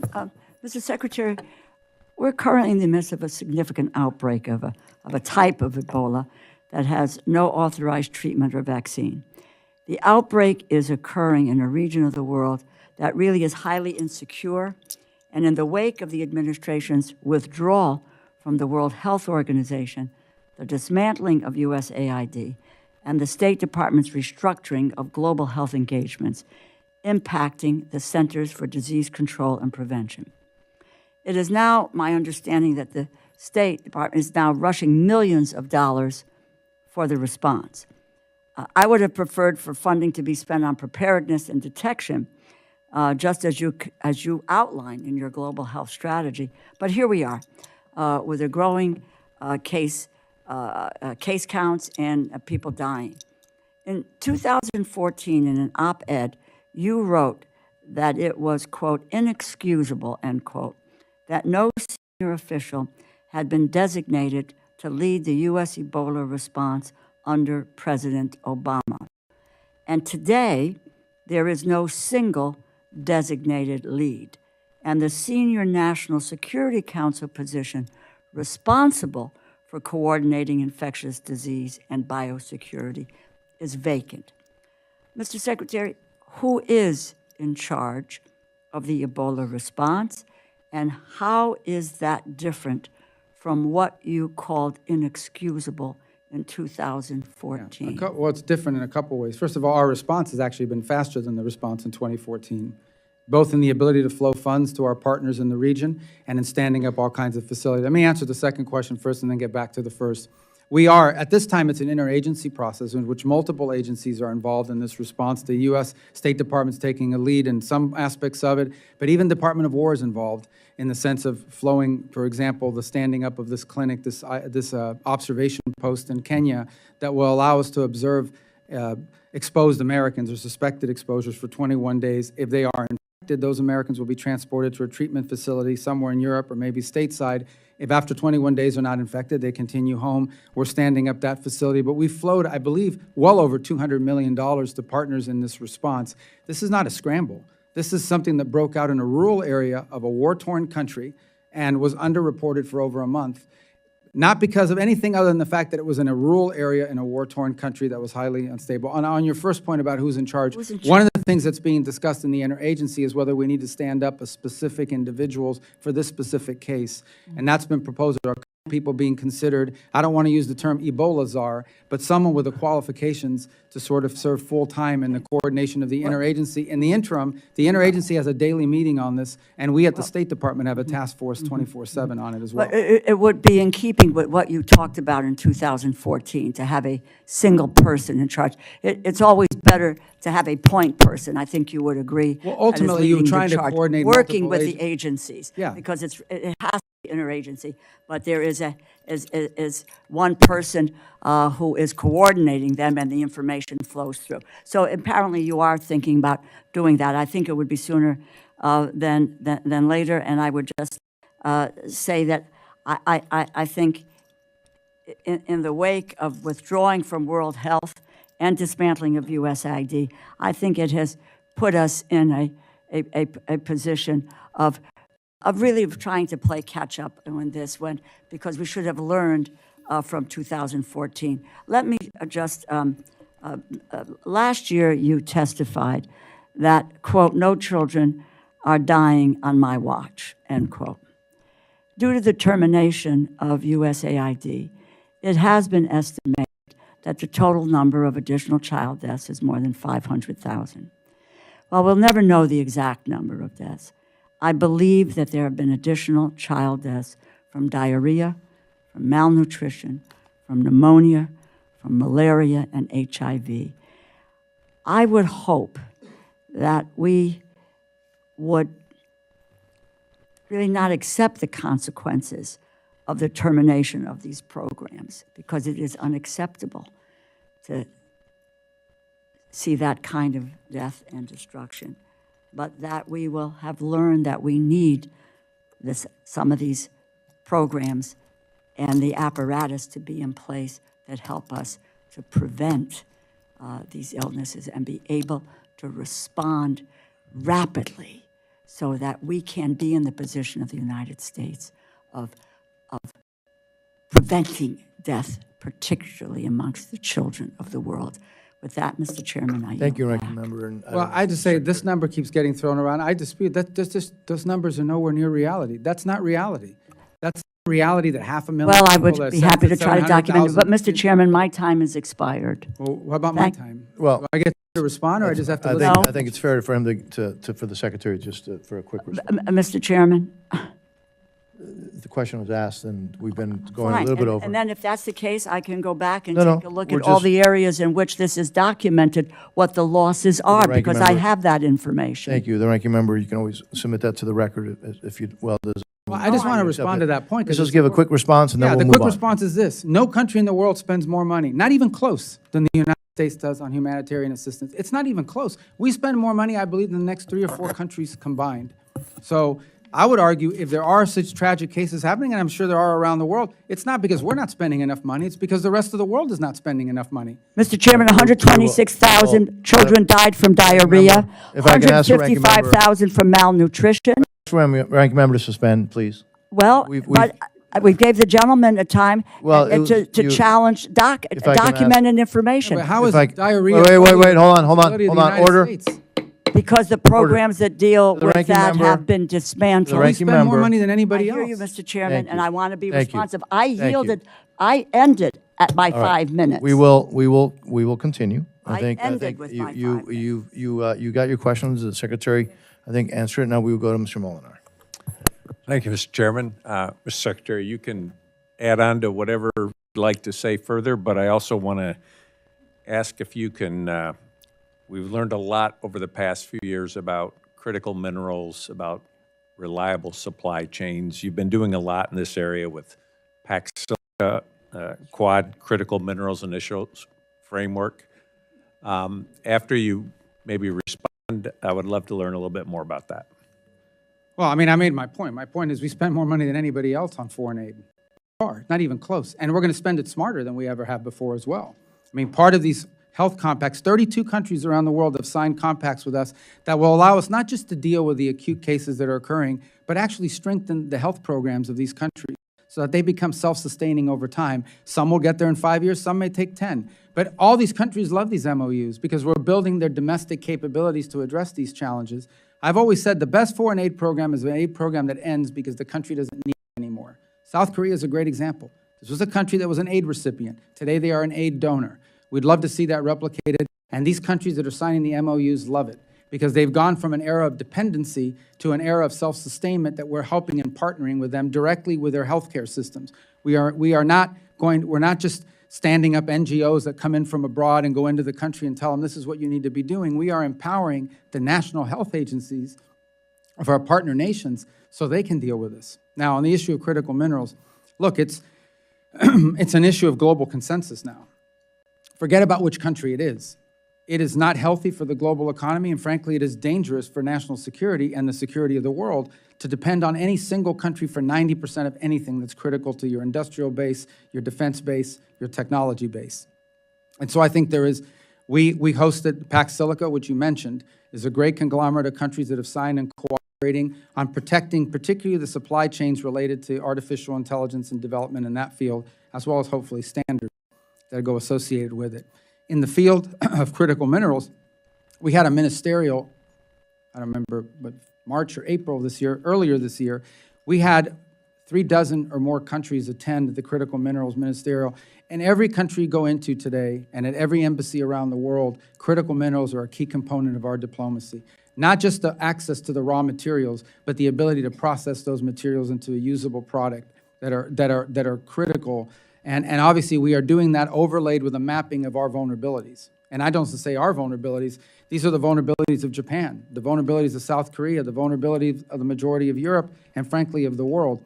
We simply have a hyper-concentration of whether it's critical minerals or you could add pharmaceuticals to that, concentrated in the hands of one country. And it leaves us dangerously dependent and cannot continue. And dangerously dependent because you can be cut off in a crisis, you can be cut off in a contingency in which they use it against you for leverage. So it's an all-hands-on-deck approach, and I would say almost anywhere you travel in the world, you will find, if you interact with our embassy, that critical minerals and critical mineral agreements and critical mineral cooperation has become central and core focus of our economic diplomacy around the world. Wanted to just follow up on a little bit of a separate issue, but it's something that I know you think about. When you think about Haiti and all they've been through, what more can the administration do? What more can Congress do? What ways does the international community need to step up? Well, on Haiti, we have this gang suppression force, which replaced the MSS that was standing there. It'll come at a fraction of the cost to the U.S., about 100-something million versus 800 or 900 million, because other countries have stepped up and donated to it. The force is actually over-recruited. The number of commitments we have for the force is larger than the number of slots we needed available. And the core of it is this. These gangs won't just sit back, these groups won't just sit back and watch gangs operate. This international security force that will be there will be on the ground to take and hold territory from the gangs so that the government can gain in strength, hopefully be able to have an election, but also take back their economic vibrancy. This is an effort that was endorsed at the United Nations. It took a lot of work at the United Nations to get it approved, so that's what's opened the door for all these countries to join it. It's going to be a challenge. Haiti's a very big challenge, but this is the best plan we've had in a long time to address it. It has the support of the international community, not just rhetorical support, but monetary support and troop contributions and police contributions. And we hope it's successful. It has to be successful because there is no plan B at this point. Thank you, Mr. Chairman. I yield back. Thank you very much. Ms. Mang, you're recognized. Thank you, Mr. Chairman. Mr. Secretary, this administration has claimed to prioritize curbing waste, fraud, and abuse, But in this department, you've overseen the destruction of over $8 million worth of birth control bought by U.S. taxpayers, even though many organizations have already offered to buy and to distribute them. These are the same birth control methods used by millions of women and girls here in the U.S. If distributed, they could have prevented an estimated 110,000 unsafe abortions and the death of over 700 moms. Your department is attacking them. Earlier this year, 66 of my colleagues and I sent you a letter in January asking about the status of these supplies, but we never got an answer. Secretary Rubio, what is the status of these birth control supplies? We're operating under executive directive not to participate in these programs internationally. The United States is not going to fund this internationally. It's as simple as that. I mean, that's what's happening. But these products already exist. How much have taxpayers spent to keep them in warehouses instead of distributing them? Well, I don't know what it costs to store them in the warehouses per se. I think some of them, as you pointed out, have been disposed of. We're not going to use them. The government of the United States is not going to be involved in distributing contraceptive and all these other things around the world. And that's a directive we're operating under from the executive order, and that's not where we're going to prioritize our funding. Okay, these supplies are not damaged, expired, or destroyed. Do you have any issues with them being distributed? We're going to follow the directives that are in place. I have an issue in us being involved in that. That is not what foreign aid in the United States is supposed to be paying for. To be honest, it's not. Foreign aid of the United States should be to advance the national interest of our country, and that's what we're going to focus our resources on. And I know there'll be disagreement. People are, making noises in the background here, but here's the bottom line. Well, look, at the end of the day, that is the policy of this administration, and we're going to execute on that policy. Our foreign aid is going to be about advancing the national interest of the United States. And we don't view that this is in the national interest of the United States. We don't know what core national interest of the U.S. do these programs advance for us. We're not making noises. We're concerned about preventable deaths and life-saving measures for women, for girls, for... I understand, but this at an internet... Again, the United States, there are a lot of worthy causes and worthy endeavors around the world. The United States government is not a charitable But not women and organization. girls around the world. No, of course women and girls. And every one of our programs, every one of our programs that have to do with foreign aid, be it our work with the Global Fund, be it our work with PEPFAR, be it our work with these MOUs that we have in place on fund, every single one of these involves, I would say in some cases, more women, girls, and children than they do adult males because of the nature of the aid that we're providing. But you're asking about a very specific type of aid. If I could ask, in March, the New York Times reported that Ken Jackson, a senior State Department health official at the time, wrote a memo to OMB Director Vogt on these supplies, including the option to distribute them. To your knowledge, did Mr. Vogt receive this memo, and did he have anything to do with these decisions? I don't remember that article that you're pointing to or the memo in specific that you're talking about. Do you know if Mr. Vogt had anything to do with the decisions about these Well, we always, supplies? as you guys know, the role that OMB plays, they issue directives on spending to the agencies. That's the role they've always played. That includes in the formulation of the budget we've presented to you. I can't speak specifically about whether he saw that memo or whether someone in his office addressed it. So, I mean, Mr. Secretary, you were here in Congress before. You know that for over 6 decades, in a bipartisan way, the U.S. has supported these international family planning programs. They have saved the lives of tens of thousands of women and girls for pennies on the dollar. Last year, despite Congress directing funding for international family planning programs on a bipartisan basis, you told me, quote, there is no plan to spend that money. We're not going to be in that business globally. We're not going to do it. Just earlier this year, Congress again funded these programs. I want to know, what is the plan, and under what authority are you refusing to spend taxpayer dollars directed by Congress? Well, again, we're working through directives for this year. We'll be in consultation with your staffs about the ones that we're going to be pursuing, and we'll bring those available to you as we make them. But the policy that you reiterated that said last year is the one I've stated here again today pretty consistently. On the issue of directives that you just asked about, I know the appropriations bill from last year had a number of them, and we'll be working with your staff we haven't finalized yet which ones we have a problem with and which ones we don't, but we'll be doing that here very shortly. Thank you. I yield back. Thank you. Mr. Alford, you're recognized, sir. Well, thank you once again, Chair. Thank you, Secretary. The first World Cup match in the United States of America, I think, is in 9 days. Team Argentina arrived in Kansas City yesterday. We're hosting them. A lot of tourists, or millions of tourists, are coming to the United States of America.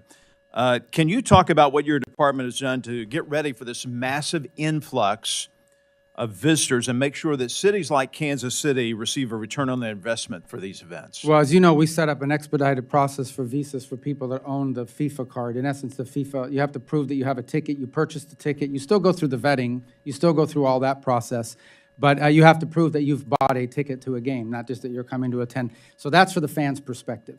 And so far from what we're interacting now on a daily basis with FIFA and the World Cup people, we feel really good about the processing. There are a couple places that might be more challenging, but by and large, if you own a FIFA ticket and you've registered through that program, you will receive expedited processing to make sure you can attend matches in the United States. Obviously, it's also being hosted by Canada and Mexico, so that provides some level of complexity because some of the matches might begin in Mexico and wind up finishing in the U.S., but nonetheless, we feel pretty good about where we stand on that. In the case of the athletes and the teams themselves, obviously that's been handled separately. They're applying differently. They're still going through the same vetting by and large, but for the most part, we have not had any reports of any teams having a struggle to get here, except for, I will highlight this. The Iranian team has chosen to stay in Mexico as opposed to the United States in the beginning of the match. And we have no problem with the athletes, as we stated earlier, or their support staff. But what we're not going to allow is for them to embed in their delegation a bunch of people that we know have nothing to do with athletics and have ties to the IRGC or things of that nature. So we were going to watch that very closely, and we'll continue to watch that very closely. But by and large, I don't anticipate that problem with any other country. I want to our final moments talking about global media, real hot topic last year. Can you update us on the new broadcasting plans with recent changes to the government's global media investments? How are we reaching people in the communist authoritarian nations?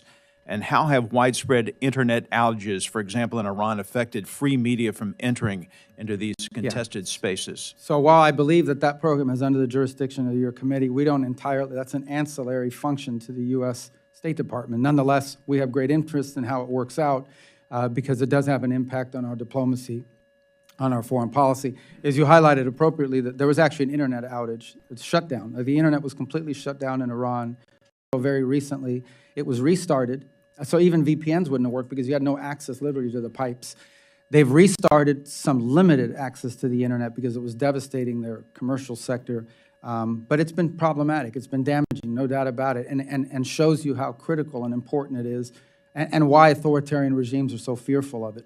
As you know, recently there was a court order that basically stopped all of the reforms that have been put in place by the previous administrator. So we've had to go back to the drawing board and begin from scratch on rebuilding that global program as a result of that court order. All the decisions that were made by the previous director were also eliminated. Again, we don't control it, but we are involved in giving input and guidance because it does have a direct impact on our ability to conduct diplomacy and on conditions within these countries. Got a minute 30 left. I want to ask one last question. I'm going to pivot back to Gaza just a bit because there's been some allegations made that maybe we aren't living up to our commitment to this 20-point plan. Is the case, sir, not that having to do with Hamas? Hamas was left in place by the previous administration who tied Bibi Netanyahu's hands, refused to let him finish off Hamas, and now we're still having to deal with these terrorists who keep popping up and threatening the people of Gaza who want to get on with a normal life. I mean, at the core is that the issue with Gaza is that our hope is not just for a peace deal. Our hope is for a complete rebuilding of it in a way that's positive, that gives people economic opportunity and some level of governance for themselves without having to be run by a terrorist organization. And so the key to that is investment and attracting. And there's plenty of interest. As I said, both donor countries in the region, companies that want to be involved in the redevelopment, and good people in charge of sort of envisioning what that would look like. The fundamental challenge at the end of the day will always be that you can get all the pledges you want for assistance in rebuilding. You can get all the interest you want from those who want to go in and be a part of it. No one is going to invest there as long as Hamas is militarized. Because as long as Hamas is militarized, we know that there's going to be a war in the future. There just is, if Hamas remains in place. So the goal now is to demilitarize Hamas. That is the impediment that's holding up the rest of it is still ongoing, all the planning, all the meetings, all of the, but the impediment to actually effectuating many of these other points is that Hamas still refuses to demilitarize. And it's not just us that are frustrated by it. Many of the partner countries in the region that helped put this deal together are frustrated and pressuring Hamas to comply with that requirement as well. Thank you, sir. I yield back. Before I recognize Mr. Susquehanna, I just remind the gentleman that two of those players on the, well, at least two, maybe more, but two that I'm aware of right now, top of my head, who are playing for the Argentina national team, play weekly in Miami, Inter Miami. So anyways, thought I'd mention that. Mr. Susquehanna, you're recognized. Thank you. Mr. Secretary, everyone here on the panel has welcomed you, and thank you for being here. I'm not sure that our welcoming nature is totally reflected on the 60-degree AC setting in this room. It's freezing, at least for an Arizonan or a Floridian. Maybe in the hot seat it's not, but over here it's felt pretty cold. But I do wish to end with more on the warm side of things. And it's been said already by the chairman and some of my colleagues here on the critical mineral side of things. The backbone of our defense system, this is more a statement than the question, because I know you've answered it already, but I want to agree with you on this. Energy infrastructure and the emerging technologies right now, China dominates the global supply chain for many of them, and you address that. This is a serious national security vulnerability, and Arizona specifically, we play a major role in the solution. My state produces nearly 70% of the U.S. copper and has significant untapped critical mineral deposits that could meaningfully reduce our dependence on foreign supply chains. Yet permitting challenges and the lack of diplomatic coordination continues to slow the process. So I wanted to mention that if you have any further comments on that, please go ahead. But I just have one question on Nigeria, and then you can cover both if you want, and then that'll be the end of my time. I want to acknowledge the administration's counterterrorism successes along the Nigerian partners against Boko Haram. These are meaningful steps forward. Defending people of faith from persecution remains a top priority for this subcommittee, which is why our FY27 bill conditions assistance to Nigeria, one of the deadliest places in the world to be a Christian today. This committee also submitted recommendations to the White House on violence against Christians in Nigeria, and we hope those inform the path ahead. With that in mind, how does the department intend to move forward on this issue, particularly on the atrocities, prevention, and religious freedom protections? Thank you for that. Actually, it's an interesting, not that we weren't aware of it, but it was congressional attention to this matter that first brought it to the forefront, even though we've been monitoring it and watching it for a while. It's members of Congress that really accelerated public attention on the plight of Christians in Nigeria. One of the first things we did immediately is engage with Nigerian authorities, because in many cases what was happening there was not a lack of willingness on their part, it was a lack of capability. In essence, they were confronting groups that in many cases had better weapons, more sophisticated weaponry. In some cases, they were facing a real domestic challenge. And they, too, jointly identified these terrorist groups, which are the ones that are conducting these massacres, as a threat to their security. We were able to enter into very cooperative arrangements with them. In fact, I've met with their national security advisor on a number of occasions. I know our Department of War folks are working with them quite closely, and have been able to conduct two, significant joint operations targeting these groups, one on December 25th, one as recently as 2 weeks ago that eliminated the number two in the global ISIS affiliates in terms of and a very successful operation that, in addition to eliminating these individuals, captured a substantial amount of intelligence and items of intelligence value that will inform not just further operations there, but operations in other countries or threats emanating from other countries as well. Since then, we've conducted a couple of other joint operations, much smaller scale. So I think we're at a stage now where the cooperation between the United States and Nigeria in going after these groups is pretty substantial, and I think a good success story. And it's the work of both diplomacy from the State Department, but frankly also, good liaison work with the Department of War. Thank you. Thank you for that. Mr. Chairman, I yield back. Thank you, Mr. Susquehanna. As a reminder, members, as you all know, may submit additional questions for the record. Mr. Secretary, look, you have multiple hats, Secretary of State, National Security Advisor. Let me just thank you for your outstanding service to this great country of ours, and also thank you for your time today. You've been very generous with your time. This concludes today's hearing. The Subcommittee on National Security, Department of State, and Related Programs stands adjourned.